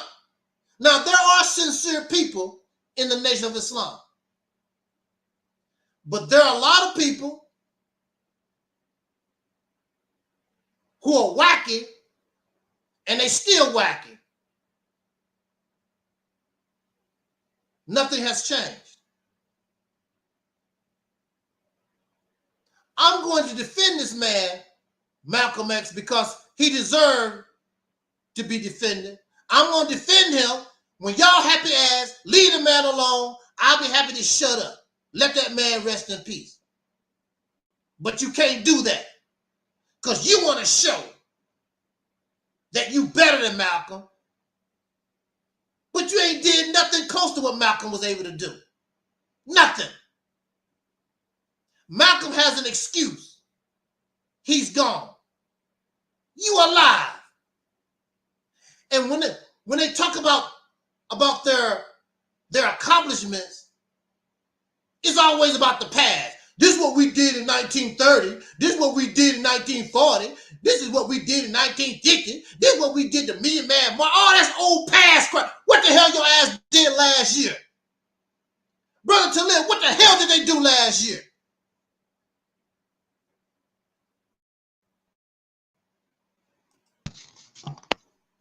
No, not a damn thing. They didn't do nothing last year. What the hell did you do? What the hell did you do the year before then? I was locked up for 10 years, from 1997 to 2007. What did y'all ass do? I was locked up. I couldn't do nothing if I wanted to. You ain't do nothing. They was converting back to Christianity called Scientology. All that old crazy stuff.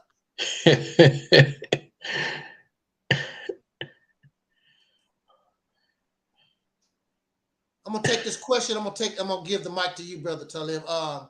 History Revealed said, "What's your thoughts on the ones that supposedly ended Malcolm being exonerated?" I don't understand the question. What's your thoughts on the ones that supposedly ended Malcolm being exonerated? I don't understand the question. Could you clarify the question? I don't understand the question. But I was tired. I know once I get to talking, I wake up. I was telling the audience earlier, Brother Taalik, I'm going through some changes, and I hope it's changes for the better. Man, I've been working so hard. I'm tired as a mug, and I don't even have a job. I'm like, I'll be glad when this is over with, you know, going through a transitioning period here. But oh, he said, those convicted of killing. Oh, what are your thoughts on the ones convicted of killing? I think that's a good thing, but it's way too late because one of the brothers is gone. They knew them brothers was innocent when they did that to them. And the Nation of Islam sat back in the cut and let them brothers take the heat. They knew them men didn't have nothing to do with that. They promised those men, we got you. We're gonna get you these lawyers and we're gonna take care of your family. They didn't do a damn thing. One of the brothers, I saw an interview with him, and woo, he was just so angry because they lied to him. Because he said he thought they was gonna have his back. The Nation of Islam didn't even send them brothers a pack of ramen noodles. That's how pitiful. You know, see, the thing about a cult, the thing about these organizations, once they cannot use you, they're not interested in you no more. Once they cannot use you. That's how it is with these people. They don't give a damn. Look, if I'm your brother, whether I'm in the Nation of Islam or out of the Nation of Islam, I'm your brother. That's not how they do. That's not how they do things. Once you leave the Nation of Islam, they don't want their members talking to you no more. They don't want you, they're associating with you no more. So that means your brotherhood was fake to begin with all the time anyway. It wasn't real. I'm your brother as long as I'm part of your organization. As long as I'm giving Farrakhan 90 ounces of gold. It was fake anyway. But see, for me, the difference between me and Malcolm is I've always been able to think for myself. Malcolm got caught up in that crowd, and he was hooked, and he was hooked good. And it's my belief. This is my belief. I don't know. It's my belief that Malcolm wanted to die. That he didn't, he made it easy for them to kill him because he was tired of it all. It reminds me of what they call that, suicide by cop. Put yourself in a position because you know those cops will kill you. That's what Malcolm did. When he didn't have security like that, he made it easy for them. And they took advantage of it. That's what happened. Somebody was describing Malcolm, saying he was just wore out. I mean, you got people that's trying to kill you every day, 24 hours a day. How can you sleep? Everywhere you go, you got to look over your back, whatever. He just got tired of it. Then his family is in danger. So Malcolm just like, I let him kill me and, you know, and be done with it. But that's not even enough for these suckers. That's not even enough for them. They still messing with the man. This is 2023. That's 1965. They still messing with the man. Like, damn. Like I said earlier, you a bad mama jamma when you dead and these folks still bother them. I'm going to turn the mic over to our brother Taalik. Yeah, yes, thanks for allowing me on the panel, brother. I just got off of work. I'm tired myself, as you could see when I was outside. That's where I was coming from. First of all, I'm going to take a silent second moment to honor the ancestor, Hajj Malik Shabazz, aka Malcolm X, who was born here in Nebraska on May 19th of this day in 1925.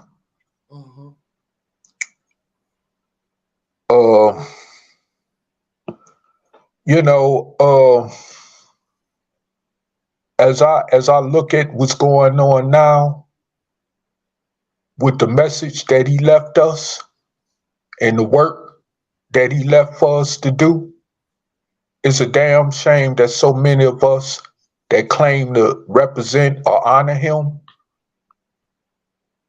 ain't even willing to try the Mississippi campaign. Yeah. You know, they not willing to do nothing in his honor to help liberate us as a people. And it's a damn shame. I'm talking about people that know. I ain't talking about people that don't know. I'm talking about people that know. No. And so, you know, it's like I'm at the point right now where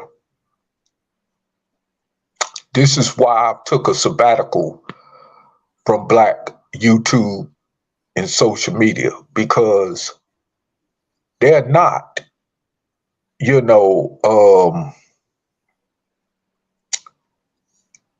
and shout outs to you, Malik, and the rest of the gang and the deacons of reality. But yeah, it's like you know, it saddens me, man, because it's like that video I sent you earlier. Hopefully you got it on your text. This brother was talking about the racial war that's going on here in the United States right now in 2023, you know, and he came up with, you know, because I'm not done watching it, but so far he came up with nothing but facts dealing with this. And I thought about it when I sent you the post video to your, you know, and I said, you know what? This is why the Mississippi campaign is urgent. And Brother Malcolm would be rejoicing right now if he seen that come off the ground. Not just him, but our ancestors. But since this is in his memory, I'm going to say again, that brother would have rejoiced to see the Mississippi campaign come off the ground. He would have rejoiced because he would have said, well, at least my work is halfway completed. You know what I'm saying? He would have said mission accomplished, because that's what he was about. He was about trying to liberate us. He was about trying to free us. He wasn't about trying to enslave us by way of religion, you know. He wasn't trying to force religion on us. Even when he was in the Nation of Islam, if you listen to how the brother talked, he wasn't trying to force Master Farad Muhammad on people. Go back and look at some of his old clippings when he was in the Nation, before he became Hajj Malik Shabazz. He was not trying to force no belief system or religion on anyone. And see, that's why the Nation of Islam hated him.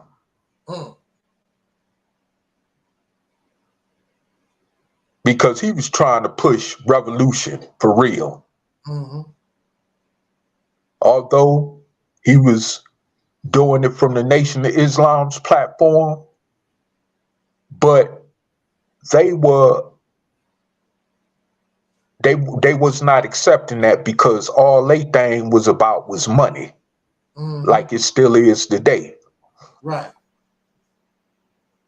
That's all it was about, is money. You know, and I tell you, you know,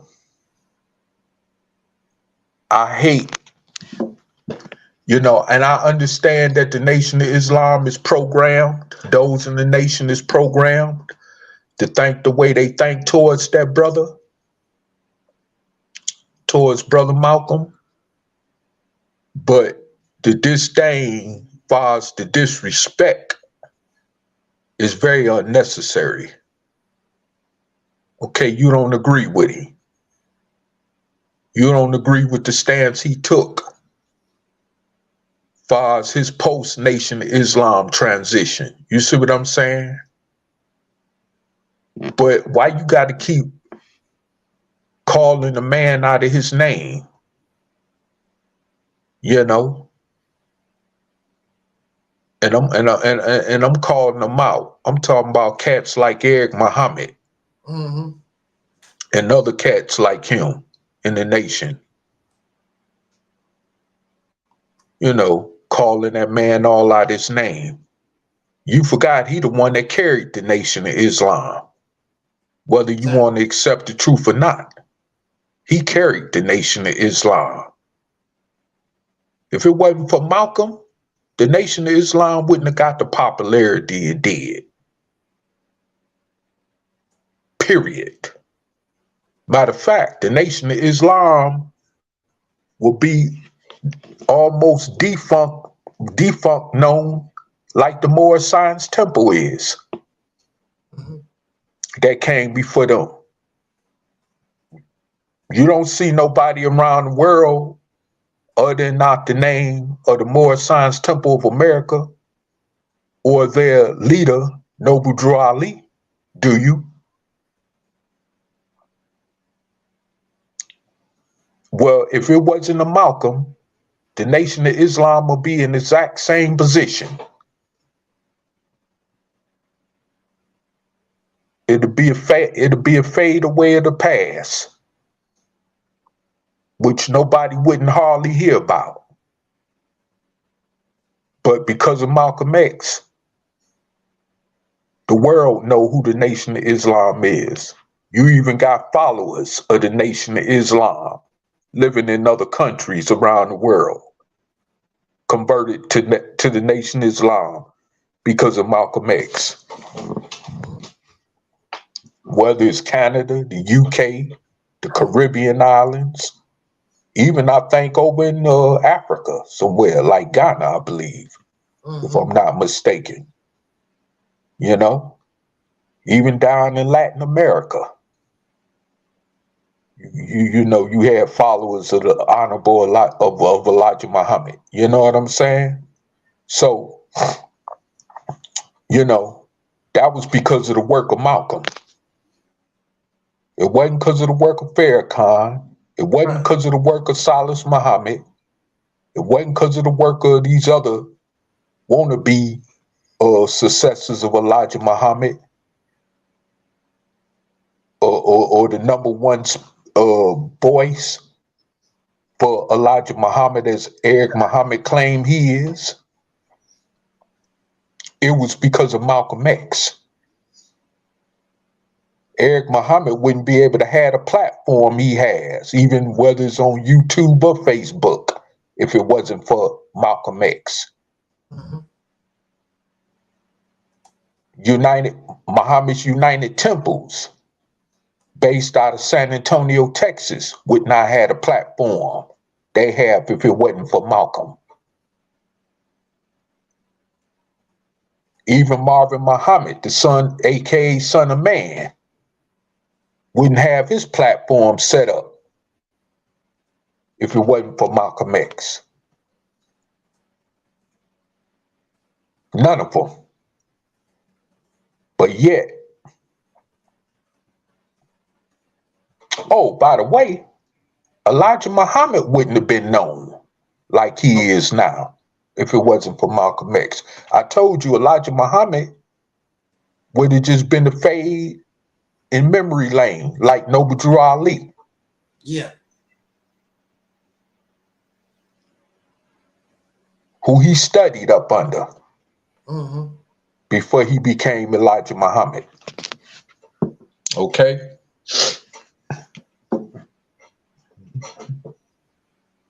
So, You know, like I said, you know, at least give that brother his props on that note. Beside the disagreements you have with him, dead or alive, give him his props on that note. You know, because, you know, all this other crazy stuff going on in the world right now with us as a people, we should be heeding to his fight for liberation struggle. He talked about a younger generation that will come alive. And you know who that generation is today? This generation. I'm talking about this generation that's behind, I mean, that's past me and Taalik's generation. Because I want to go into that a little bit. Like I saw this video today when his brother was speaking about it, you know. It's become a time now where our youth and our younger brothers and sisters, especially like in their early 20s and younger, you know, they not giving a care. See, it was a time, like this brother was saying, where blacks wasn't killing white people because they knew they was going to get more time for killing a white person as opposed to them getting less time for killing another black person. And like the brother pointed out, they not caring about that. They going in the suburbs, chasing after them Caucasians, killing them or wherever they could find them. They have no type of kind of discretion. Even though if we could reach out to them and get them the right type of insight to go about things differently, they'd be even more dangerous, but in a positive way. But these young brothers and sisters is a whole different generation from what all of the rest of our generations was, because they not scared of slave master like that. You know, even though they'll still kill me and you, but now they turning them guns over and pointing it in the direction of them white folks. And I'm not saying this to be, boastful about that, because it's sad that they got to go that route just to be heard, even while they think they trying to stand for something, right? But it's a different spirit with this generation. And if we got together as older adults who are their parents and grandparents or uncles or granduncles, grandaunties, you know what I'm saying? Grandmamas, granddaddies, if we got together and put them in a position by taking control of a state, they could really take us to the next level as a people. As a group of people. They could take us to the next level as a group of people. Because these young brothers and sisters out here is not playing. And like I said, Malcolm X prophetically spoke of the younger generation. Now, I don't know if he had a premonition when he spoke about it,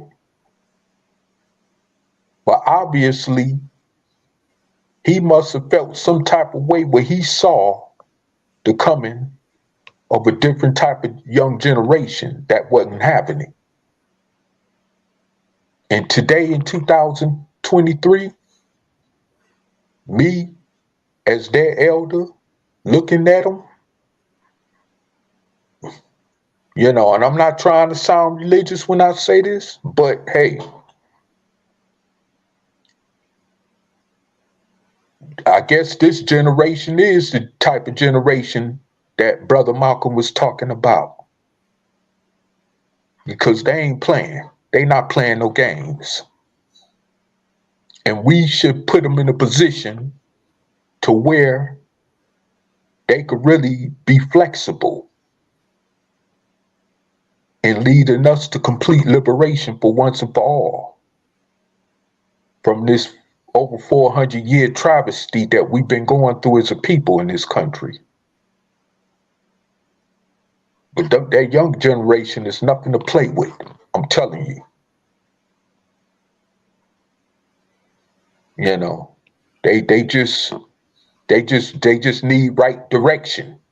They just need complete right direction. You know, they need the right direction. They need to be steered in the right direction. And of course, the Nation of Islam is not doing it. The Moorish Science Temple is not doing it successfully. The new Black Panther Party is not doing it. The New Wabians is not doing it. The Hebrews is not doing it. You know, none of these groups out here is really doing it by leading them or steering them in the right direction or where they need to go.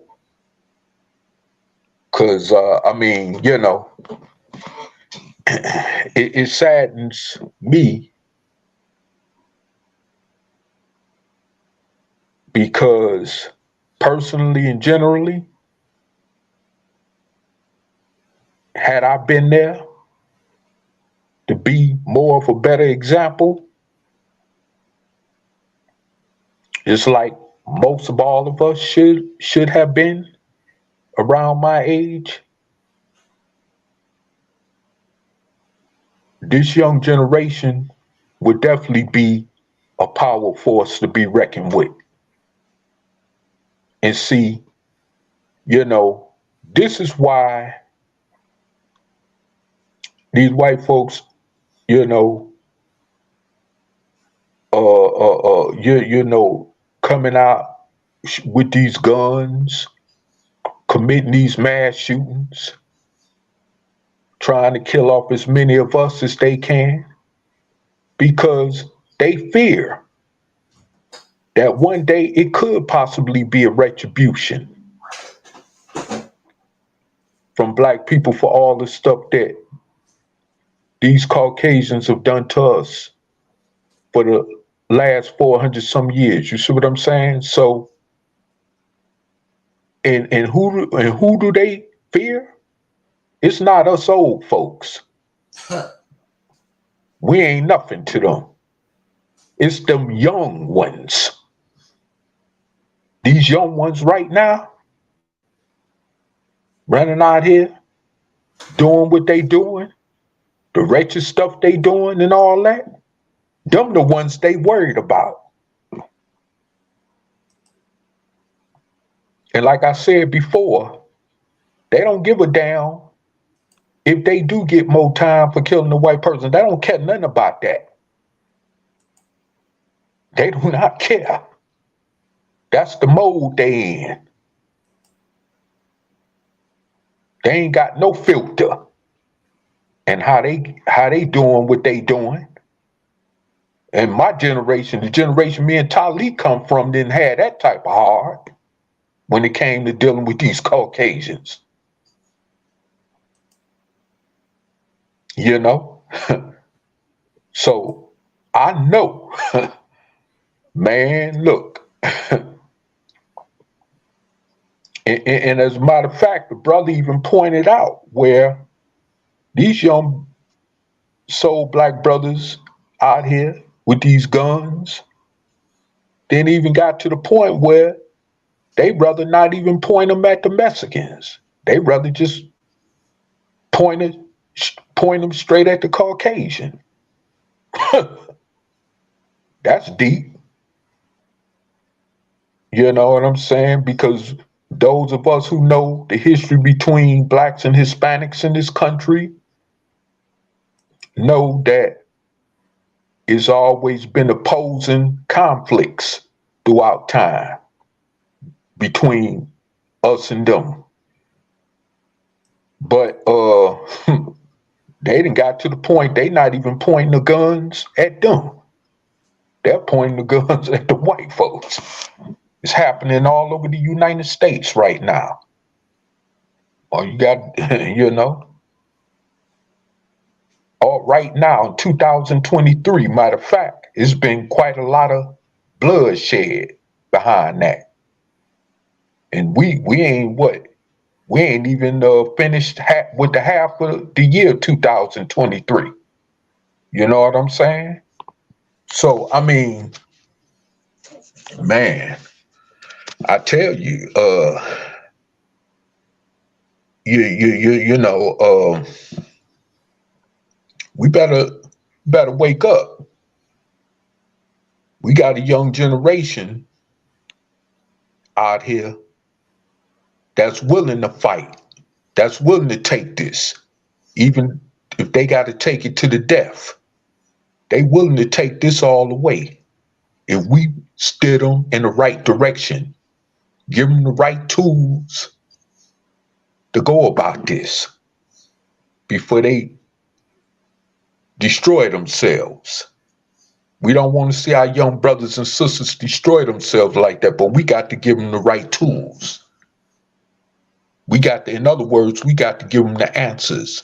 And the one answer is we got to take control of the state. To put them in that position, to where we could really work with them and give them the right tools. Because without no right proper guidance, of course, they gonna destroy themselves. Mm-hmm. But I've never seen no generation like this. I'll be 55 soon. And I've never seen no generation like this. Not before mine and like I said, before mines or past mines. Because we got to remember, you skip past those born at least in the 80s and 90s. You know what I'm saying? Those are the ones that are their parents. You see what I'm saying? Mm-hmm. But you know, like I said, man, young brothers and sisters out here, man. Whew.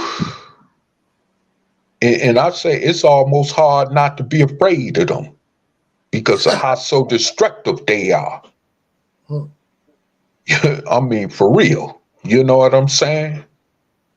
These man, I have never seen no generation like this.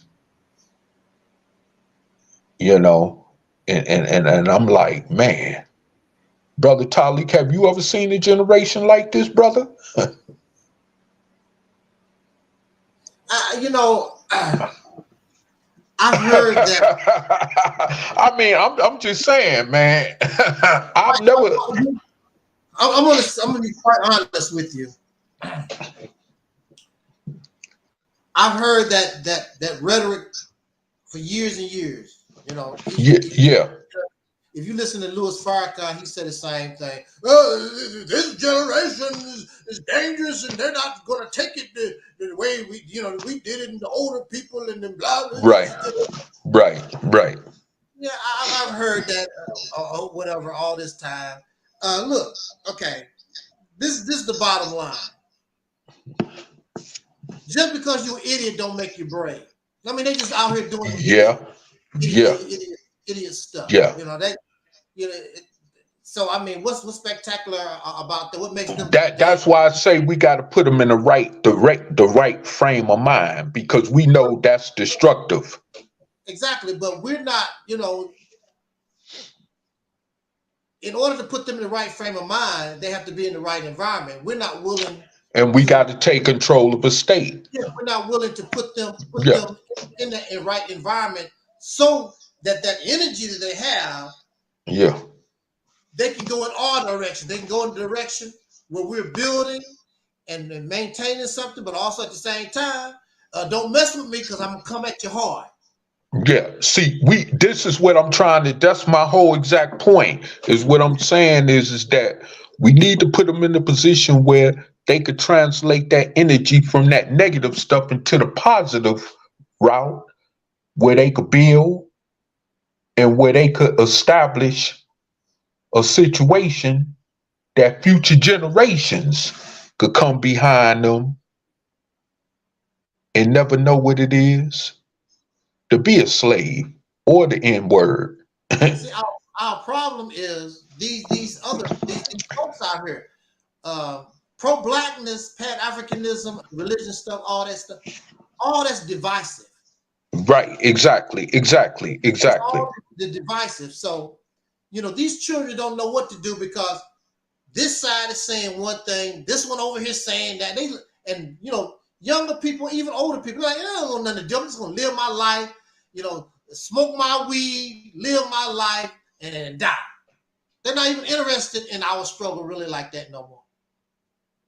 Not even interested. You know, listen to the conversation. I mean, these videos about this subject matter, about our struggle, it should get millions of views. They don't. They're not, the people not really interested like that. I understand to a certain point why they're not interested like that is because we're a bunch of damn losers. Mm-hmm. You know, we've never won. We've really never won a real battle. I mean, we've done we've had a little success over the years, or whatever, but we never had we never really won no real battle. Every time we put our faith in somebody, you know, something happens and it all falls apart. And it reminds me of a child, or actually I can use ants. I can use ants for an example. You know, when I was a little boy, I see these ants build a mound, and then as soon as they get it built, I come back, kick it down, right? And so they'll build it back up, and I'll come back and knock it back down. Pretty soon, ants will stop building the mound. Because they get tired of building the mound up. And that's the way it is. We keep getting built up and then get knocked back down. There's only so much of that we're gonna take. You know, because a lot of folks put a lot of investment in our people. We have a lot of belief in our people, and then it all fails. And folks are tired of that. And right now, they're materialistic. The main thing you hear them say all the time, I'm getting paid. The only thing on their mind now, get this dollar. I gotta get this dollar bill, baby. You know, they take pictures of the white man's money on Instagram, Facebook. You know, I gotta get paid. I gotta get my money. And they go out and buy material things, gold, diamonds, and decorate themselves with all this bull crap. They gotta buy big houses. You know, that's what's on everybody's mind. You know, material thing. Because they want to try to be like the oppressor. You'll never be like them. These people own nuclear power plants. Look, we all need electricity. How many electric companies do we own? Electric companies make trillions of dollars. I ain't talking about no millions. Electric companies make trillions of dollars. Oil companies.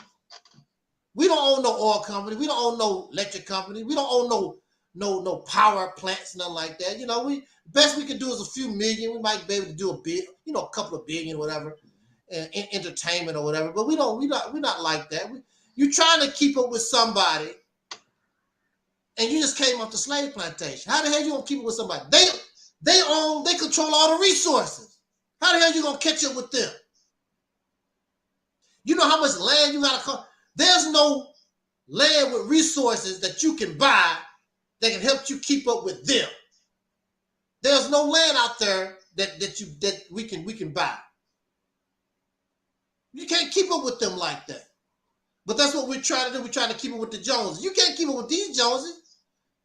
These people was building and making money off of our ancestors' free labor and stuff for over 200, 300 years while we was on the slave plantation. They got a 300, 400 year almost for head start on it. And then whatever you do get, they control it. They can take it away anytime they feel like, because you can't defend a damn thing. You know, Beyonce and Jay-Z just bought this $200 million house. They could take it away from them today if they wanted to. It ain't really there. They can't, because they don't control no law. They don't have no military or nothing to defend their house. They can be taken away from them easily. They can easily use the old. They don't have to use no excuse at all. But they can always use public domain. But they don't have to use no excuse at all. They can outright just say, "We want it. We taking your crap. We can freeze all your assets because all your money's in their banks. We don't have no banks or nothing. And if we did have banks, it's still intertwined with the stuff." So, you know, the Mississippi campaign is about the beginning of trying to get yourself out of that situation. That's what it's all about. And these folks actually have the nerve to be angry. How the hell are you going to be angry? Because they didn't come up with the idea, because they don't know how. But you've been getting support for over 100 years. Nation of Islam been around for over 90 years. More science have been around for 100 years. That Pan-African stuff, y'all been around. You have thousands of members. You get lots millions under Marcus Garvey. Yeah, you had millions under Marcus Garvey. At least 2 million, they said. Yeah. See, and the thing about it is, one man gets deported, and all of it falls apart. What do they say about it? If Joe Biden died today, do you think America's going to fall apart? George Washington died. This nation didn't fall apart. Kept on rolling, kept on rolling, kept on rolling. Our leaders died, and everything fall to hell. There's a problem. There's something wrong. There's something wrong. And so we need to figure what is wrong and fix it. We're not fixing anything. We're doing the same redundant stuff over and over again and expecting a different result. Mm-hmm. You're not. The complaint is, look, you've been.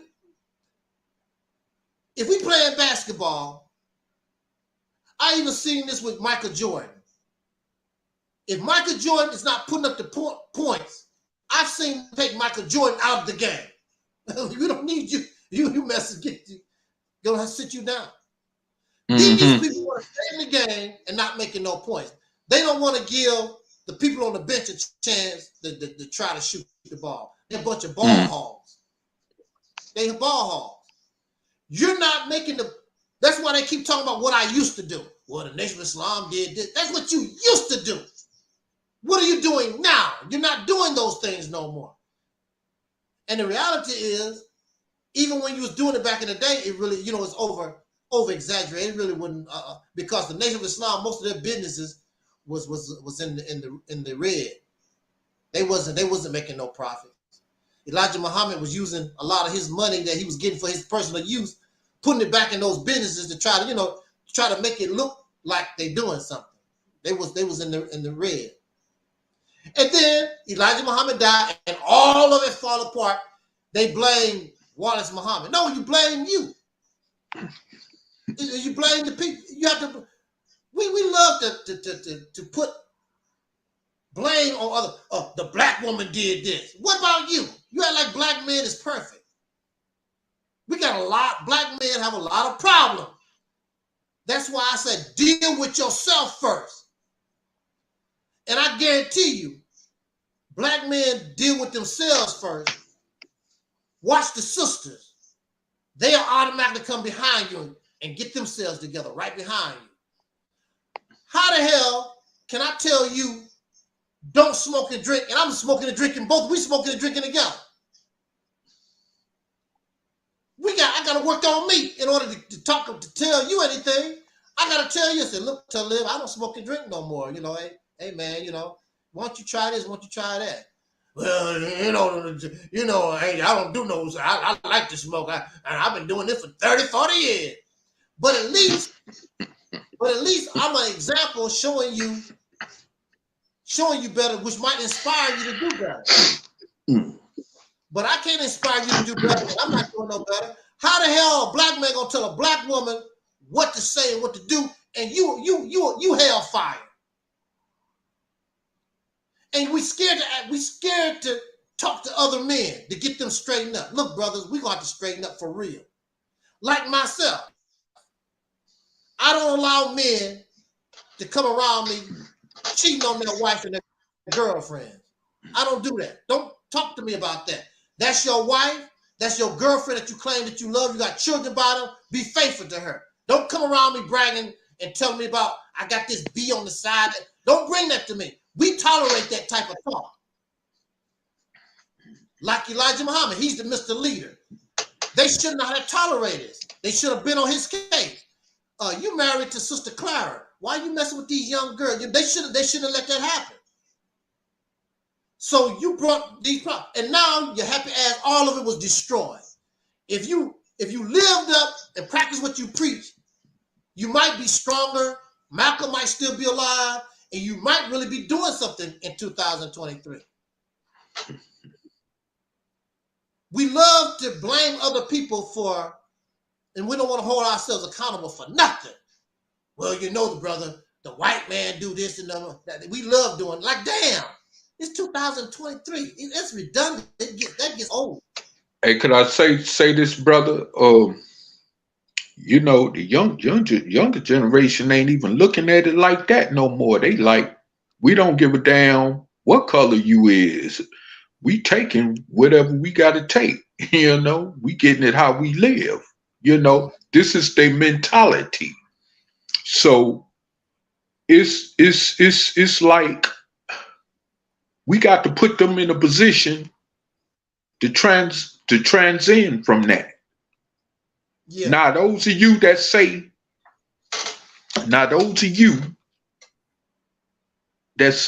it's about the you, like Farrakhan and all these other cats have been saying for years. Yeah. Well, damn, how come you ain't put a stop to them killings in Chicago, where your headquarters at? Exactly. All them young black brothers and sisters, they're dying every day.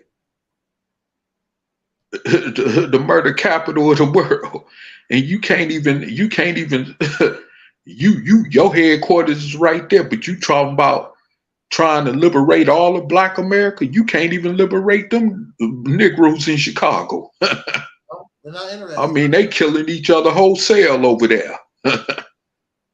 Babies too. Anybody in the way, get in the way, can get it. Y'all ain't even intervening in no type of way. You know what I'm saying?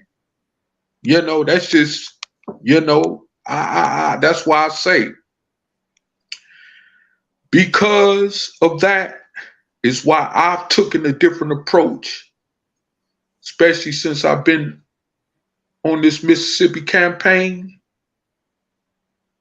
You know, that all that black conscious stuff, like you say, and all that need to completely just go out the window. As a matter of fact, let's deal with creating more laws to benefit us. You see what I'm saying? Mm-hmm. You know, and let's utilize the laws that's supposed to help us to create them laws. You see what I'm saying? We ain't even doing that. We're not even using the civil rights movement as a base to help us create laws for ourselves that would be conducive for our condition. Oh man, oh man, them laws ain't. No, if you use them laws the right way, instead of getting out there marching and protesting, and go straight to the law and deal with the law aspect of it, we could get some serious change. Martin Luther King did that for us. We ain't got to do that. He laid the blueprint out. All we got to do is establish laws that are directly in favor of us. You see what I'm saying? And that got to be respected even by the races. And one way we put ourselves in that position is take control of a state. What's so hard about that? All them folks, all them black folks in Mississippi, what's so hard about that? You see what I'm saying? What is so hard about that? You know? Y'all know, but like somebody say, y'all just want to be comfortable, as you call it, in the belly of the beast. You want to be comfortable. I was hearing Eric Muhammad the other weekend talking about the debt ceiling and how America, the economy gonna crack. Negro, y'all ain't prepared for that. What is you talking about that for? Y'all ain't prepared for that. Exactly. Because soon as that economy crash, what you gonna do with them dollars you making off of YouTube and Facebook and donations? What is Farrakhan gonna do with that money he got off of donations? We all gonna be in the same boat. So where is you? What do you? What? You know, terms of solution do you have other than that rhetoric? Because if that dollar crash, we all done. Yeah. It's just that simple. You know, and people see with the way that the politics is going and that the world politics and the economic system is going, we can be headed in that direction. Republicans and Democrats can't agree on the debt ceiling. They just walked out of a meeting today in the U.S. Capitol. The Republicans did because they couldn't agree with the White House on something concerning the debt ceiling, which makes it more possible that by June the 1st, they could default on their debt. The United States and the United States is in a bad position because we still owe China billions of dollars. So, I mean, no, we owe them trillions of dollars. You know what I'm saying? So, I mean, it's like, man, what? Are you serious? You think this can't happen? You know, I understand everybody got their own opinions and stuff and how they look at that either way, but you know, man, that ain't a good thing. You talking about 300-some million people in this country, more guns than the population of this country? Exactly. Bruh, look here. We talking about some real serious stuff. So, Nation Islam, just know that you're going to be in the mix. All that symbolic stuff you talking about where Allah's gonna send angels to guide where y'all go and this and that, the believers go. Check this out. They wasn't there for them brothers that got killed in Los Angeles in 1962. Mm-hmm. They wasn't there for this one brother in the 60s in Louisiana. You know, that was being oppressed by the police because of them believing in them teachings. You see what I'm saying? Mm-hmm. They wasn't there for other members of the Nation of Islam. Even them brothers that y'all didn't help exonerate before they had to do all that time over Malcolm's killing. You see what I'm saying? So, man, miss me with that. And then let them tell it. It was part of the prophecy. It was supposed to happen like that. Yeah. Okay. Oh, really? Oh, really? It was supposed to happen. Oh, yeah? Okay. You know, see that, and all the other pro-black organizations like that, when they take a fall, that's the first thing they say. Or where it wasn't time. You know, it was part of the prophecy, you know. Yeah, we know. Yeah, whatever. Yeah, well, I tell you what, see, if the U.S. default on its debts, check this out. Who the first ones they gonna hurt? Who is gonna hurt the worst? Look at yourself in the mirror, soul black man and woman. Mm-hmm. We already know.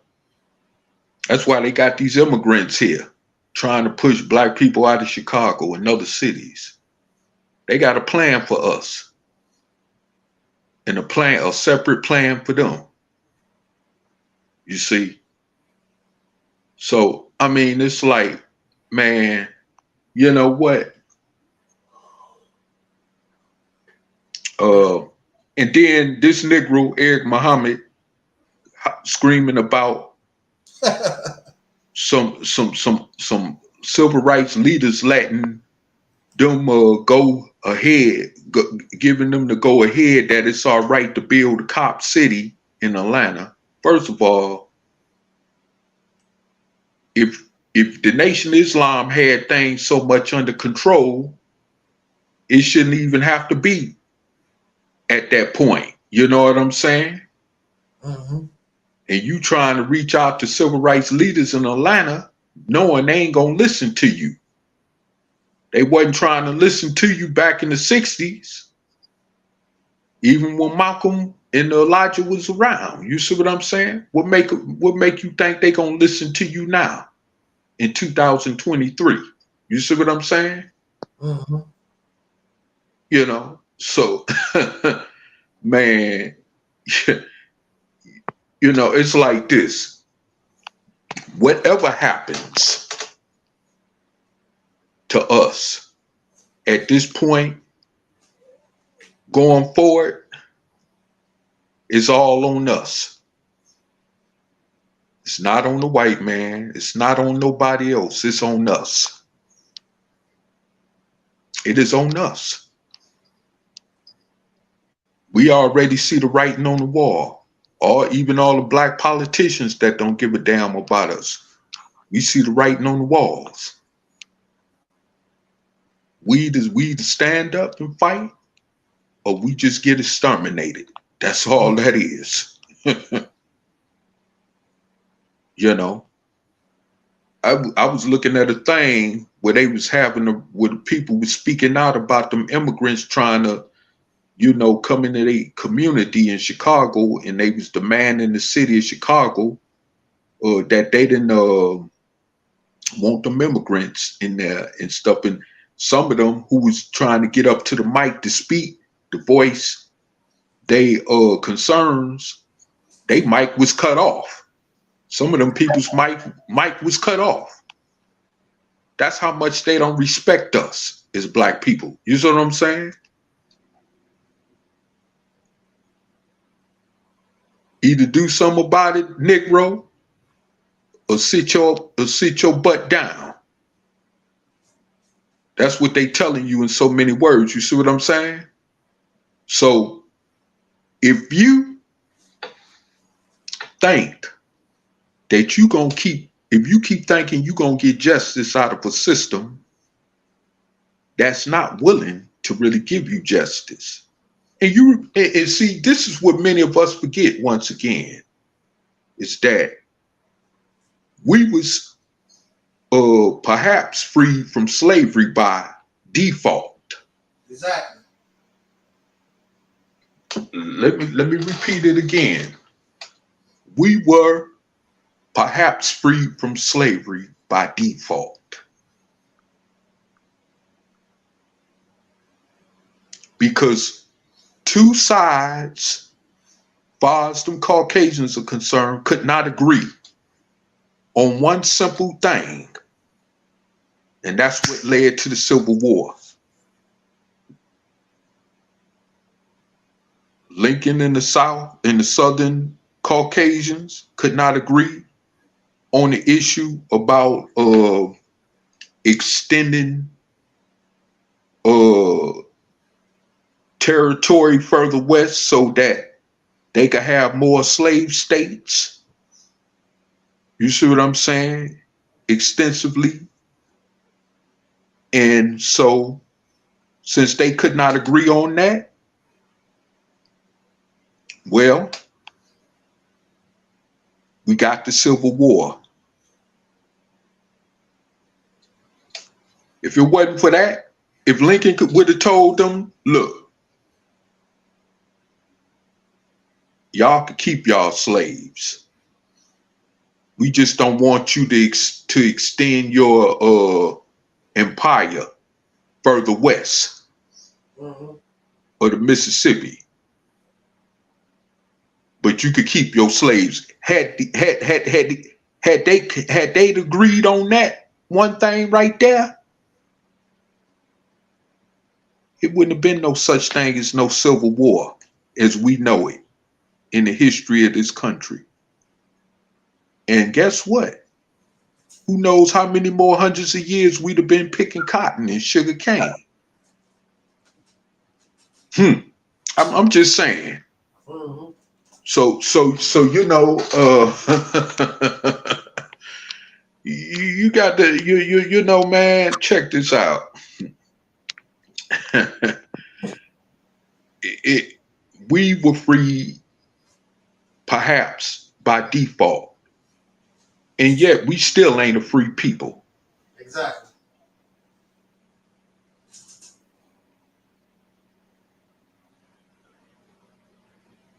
You know, and that's the thing about that.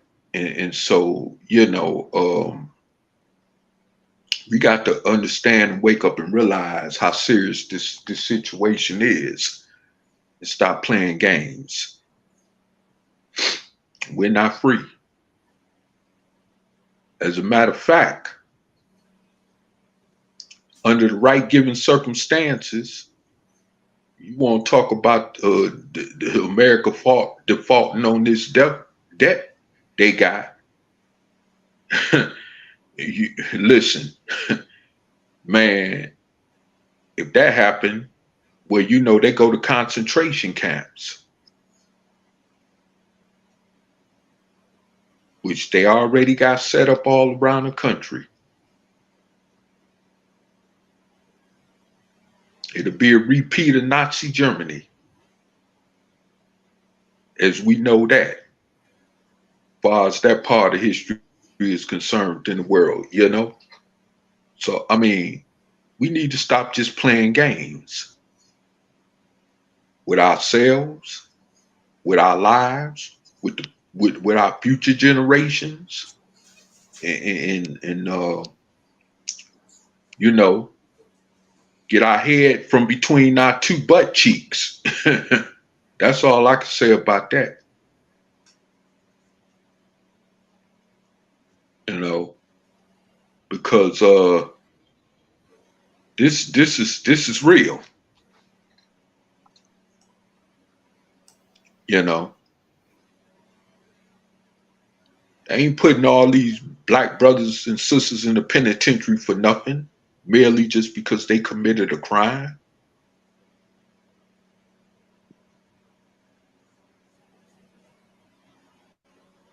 Everybody else commit just as much crime as we do, especially the Caucasians, since they the majority still in this country, you know.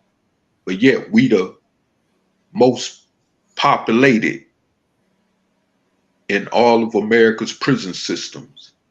You see what I'm saying? We hold the majority of population of the prison system in this country. You see what I'm saying? That's by design. That's for a reason. They got that set up for a reason. And even if you do get out, in some of these brothers and sisters cases, they can't never get a job, period, working for a check, not even working mopping the floor at McDonald's. Because there's certain felonies, like I remember years ago, it was that you know, they just won't hire you because of. Like I remember a sister telling me years ago when I was still back home in Michigan. She was telling me that her brother did Fed time. And now, you know, the feds is kind of different from the state. But that's a whole nother different conversation altogether in itself. But she said her brother did Fed time. And said the stipulations was when he got out, he could not work a job, not even at McDonald's. He couldn't work for a check, period. Not even picking up cow doodle. He could not work for a check. Do you know how very debilitating that is? When the United States government tell you that you can no longer work legally, making a living? Do you know how debilitating that is? So what is it left for you to do? To go back and do the same thing? So you could be in one of them prison slave camps again? If they don't kill you first? You see what I'm saying? So, I mean, this is a part of the situation when it comes to that 13th Amendment, which tells you that slavery still exists in the United States. That's why I say, y'all getting caught up in that system, ain't nothing cool about that. Because we are always the main first ones targeted. And that's one way that they have been destroying us as individuals, well as families and as communities, as we can see all over America. We ain't even got a community no more. And that is one of the reasons. That mass incarceration thing is no joke. Matter of fact, it's just as much as worse as crack itself. It's much as worse than crack cocaine. I mean, we just look at how it's actually destroyed us. You know, that was one of their first things. That's why they came out with that. Let's get tough on crime. Let's have a war on drugs. After they killed off Brother Malcolm and then Martin Luther King, that was their initial plan. To even push back the gains that was made through brothers like them, through sisters like them, you know? because they didn't want to leave no trace of our ancestors' struggle where we could latch on and carry on. And this is why we're in the worst condition that we're in now.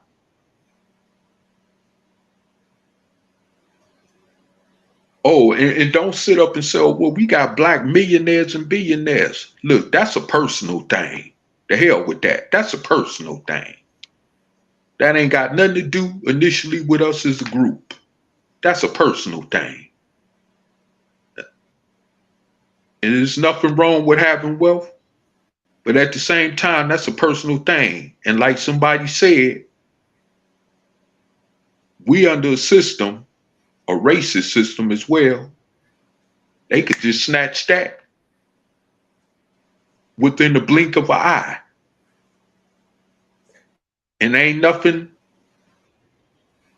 them celebrities with that type of money could do about it. Ain't nothing they could do.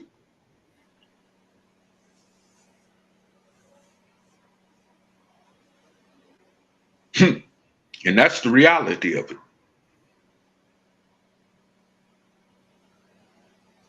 They could rig up some stuff in that system because, see, they the ones that control that system, the banking system, and all the monetary stuff that comes with that economic system. They control that. So they could put any type of justification. And even if you try to take them to court about it, it ain't gonna really do nothing, because the courts is a part of that system. You see? And they got way more money than all them celebrities put together. So who gonna win? You see? You see what type of situation we in? So, I mean, this is what's going on. This is real. I mean, you know, there is no one respects us. And we haven't shown no effort to change that. And that's why they keep doing what they doing. So, I mean, you know,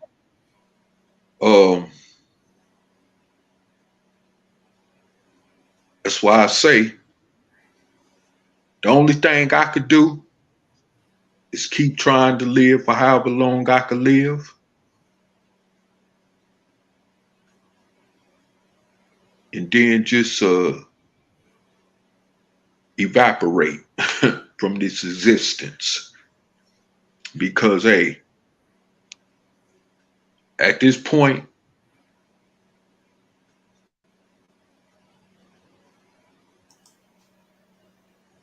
I mean, you know, if you're not going to live for real, true freedom and liberation, what is the purpose of living?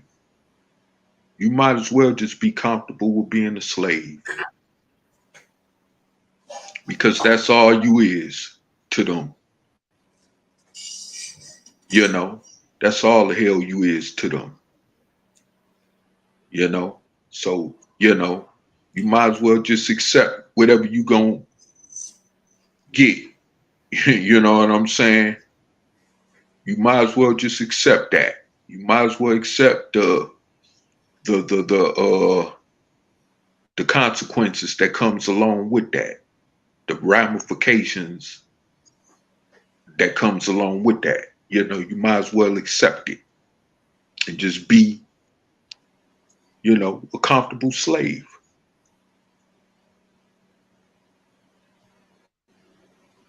You know, and just accept whatever they bring you, because all that tough talk that most of you do on social media, talking about banging on the beast, and I don't hear y'all even talking like that no more on YouTube. I guess they done shut y'all down after they threatened to take your YouTube accounts down, you know. and your subscribers down, and your monetized channels, I guess you went another route and say, nah, I don't want none of that heat coming my way, because I got to keep making my money. You know, man, it's ridiculous how we even think today as a people. It's very ridiculous. We don't have no type of, you know, creative mindset whatsoever, or how to, you know, to dig ourselves up out of just a little small dirt hole, you know. You know, we got all this want to be, you know what I'm saying, gangstified mentality, hard hitter mentality. But when it comes to actually demonstrating that against the right forces, that's, you know, responsible for partly for what we're at. You know, you ain't gonna hear not even a pin drop coming from none of these same people with them type of mentalities. You know, this why I just don't have no you know, I really have nothing for a lot of these people in this social media stuff. You know, as a matter of fact, I've even stopped associating with a lot of them, because I see this, they're with the way of their thinking, it's going nowhere. It's taking us nowhere. You know, and but other than that, far as Brother Malcolm X, one day, because I live here in the state where he was born, in Nebraska, so one day when I get a chance, I'm gonna go over to Omaha, which is an hour away from me, and I'm gonna visit that community center they got named after him, because I'm pretty sure they had some type of celebration for him there. They always do annually whenever his birthday come up.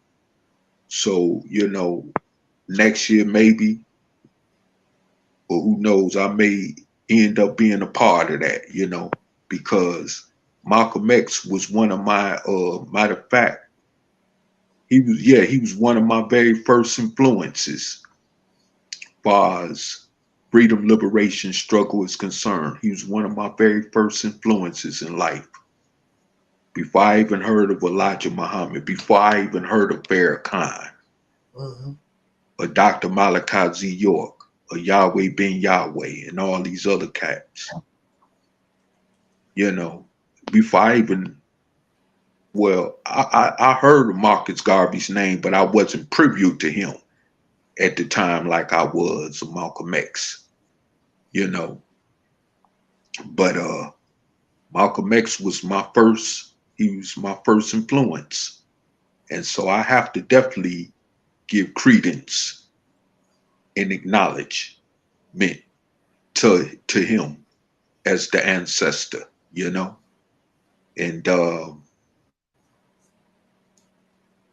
I still even wonder today if he got family, you know, actual blood relatives that's still in Omaha.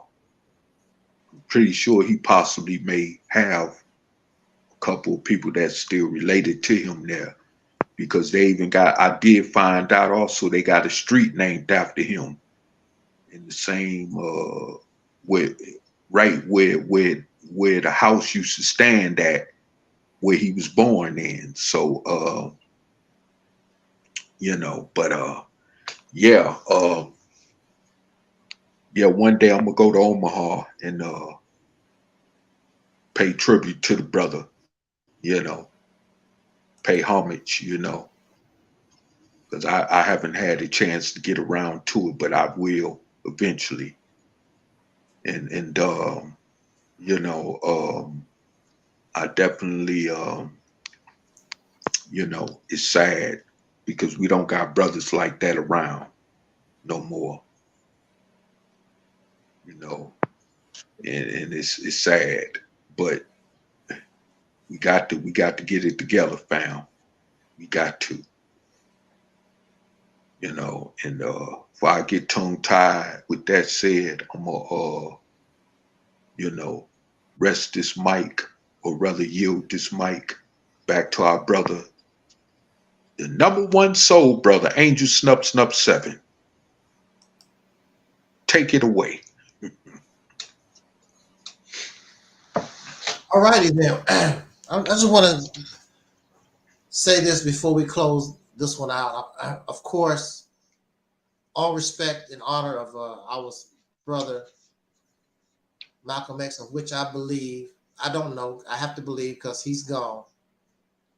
And I really don't know what his mindset would be. Regardless, I think that he would be pleased with this concept of Operation Exodus Mississippi campaign, because it does contain a lot of the elements that he pointed out, especially in his speech called The Ballad and the Bullet. What I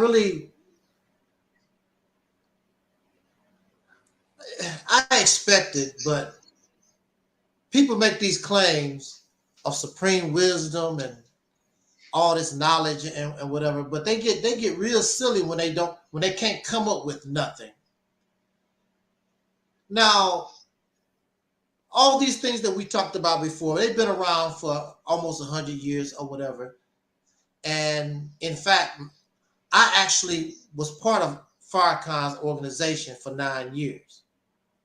So when I speak about these things, I'm talking about from personal experience. I'm also talking about from what I know, being in the Black Power movement. Well, actually, I don't call this, this really entertainment. They turned everything into entertainment, but it was more real when I was a little boy, you know, growing up. So I've been in this thing for over 40 years. So I can talk about these things because I actually have knowledge of them, been part of it. What's so silly about these people, many of these people that I deal with on Facebook,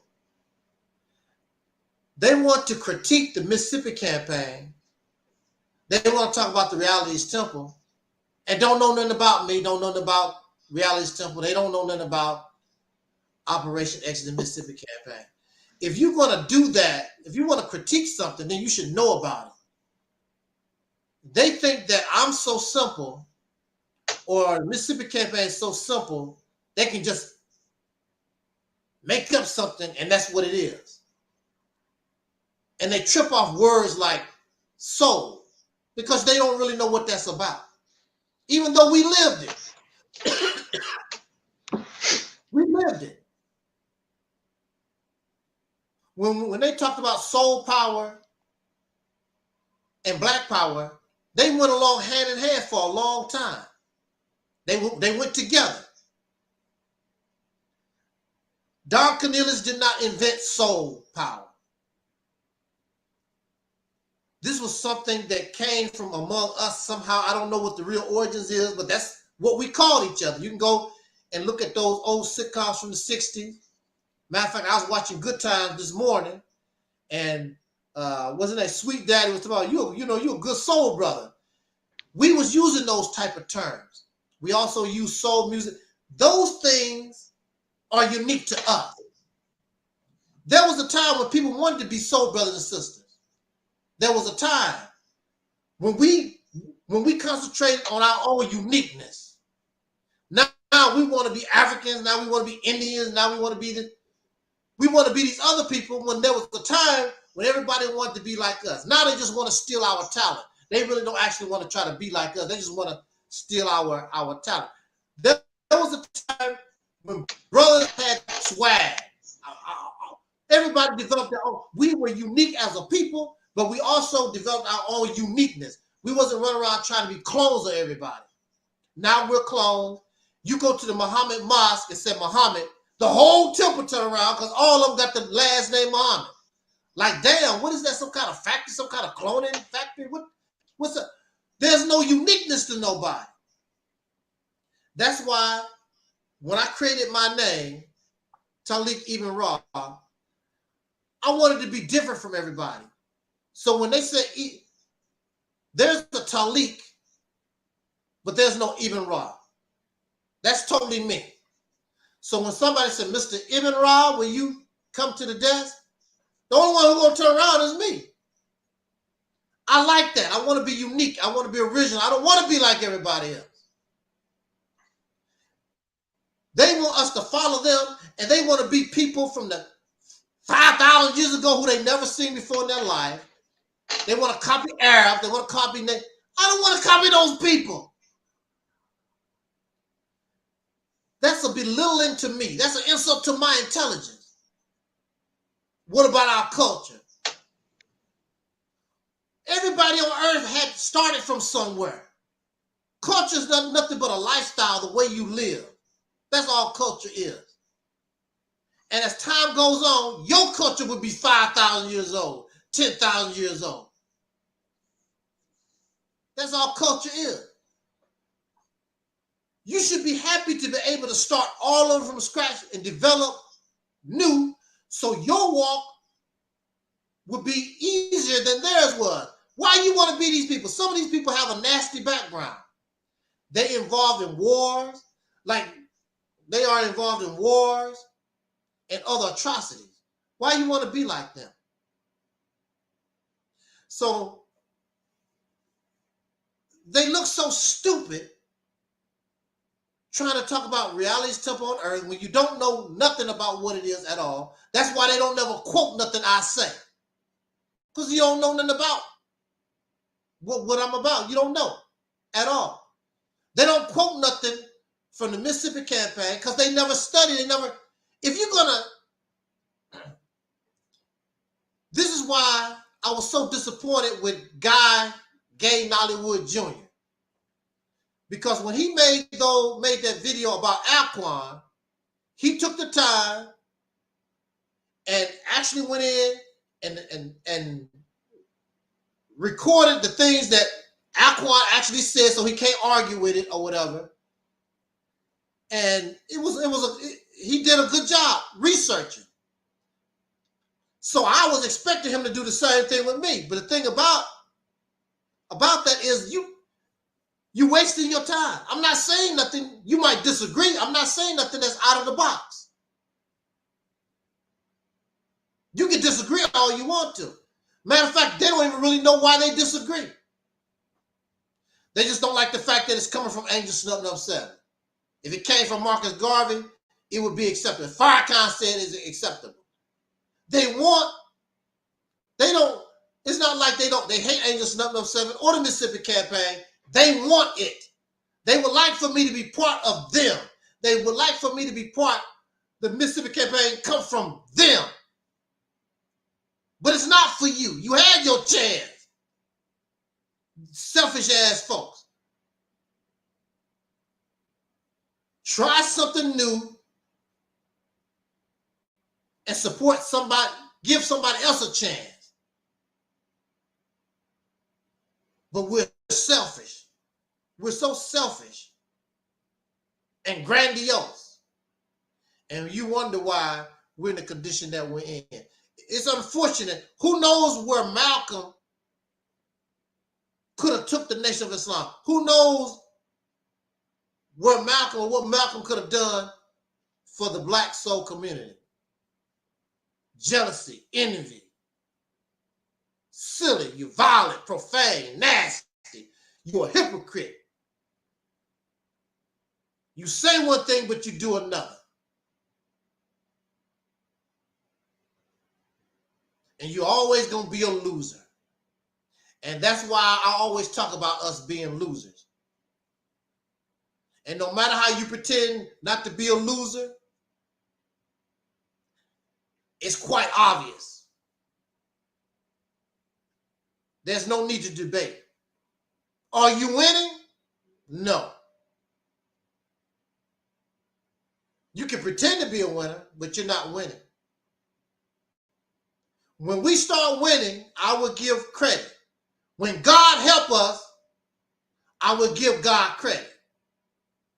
I'm not going to give nobody, including myself, unearned credit and praise for doing nothing. Because it sounds good. Because it tastes sweet. Well, you keep falling for that trap. I would hope younger people will be more wise, but they're not. They're just acting out. Acting out without a plan. Acting out just flailing around. You just end up drowning. And you're still not going to go nowhere. And believe me, these people, if you really act out, these people got something for your ass.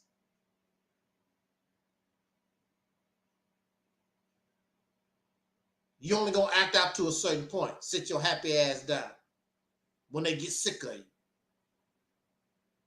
So on that note, thank you, everybody. Dickens Reality, Mellow Cap, everyone for joining us. Those who are listening and those who will be listening to this program at a later time. Those who are on our people on Facebook and Instagram. Thank you so much. Like I always say, I don't know yet how to look at all these platforms all at the same time, but I'm not ignoring Facebook or Instagram. I appreciate you. Shout out to all those who support this platform. And I just wanted to say something on the day that everyone else, that we are celebrating this great man that deserved this recognition, who was not perfect, but he did not deserve how he was treated after all the good that he done. That should not have happened. And I hope maybe that we learn a lesson from all that. So on that note, I want to thank you again. And I'll probably be too tired tomorrow, but maybe I can deal with the subject that I had scheduled for tomorrow at 2:30. I'll probably do it Sunday because I know I'm going to be too tired probably tomorrow to come back and talk with us on the scheduled video. I've been so busy. I'm just so tired. I need a break. And I probably will do that subject Sunday at 2:30. So I appreciate your support. And if the Holy Ghost hits me, we'll be talking more regular. Right now, I've been so busy, but that's slowing down, trying to get back to normal. We'll be able to get back to some of our normal talks. And it's amazing how, even though this channel don't have hundreds and hundreds of subscribers like my channel, our main channel, I'm still getting the same amount of views. So Google, whoever y'all out there like to flag the channel, you don't stop no show. Because I only get 10 subscribers anyway. I only get 10 views, so I'm happy with that. Other folks might not be happy. I'm happy with my 10 subscribers and my 10 views. It's all great. We out of here. And I want to thank Brother Taalik for stopping by. And maybe he might want to talk Sunday with us too. We'll come back Sunday and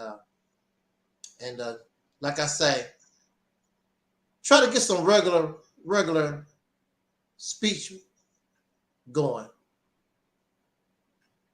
We out of here, y'all. as our brother Dr. Nicholas used to always say as in party, I wish us love, peace, good night, soul. We're already 5,000.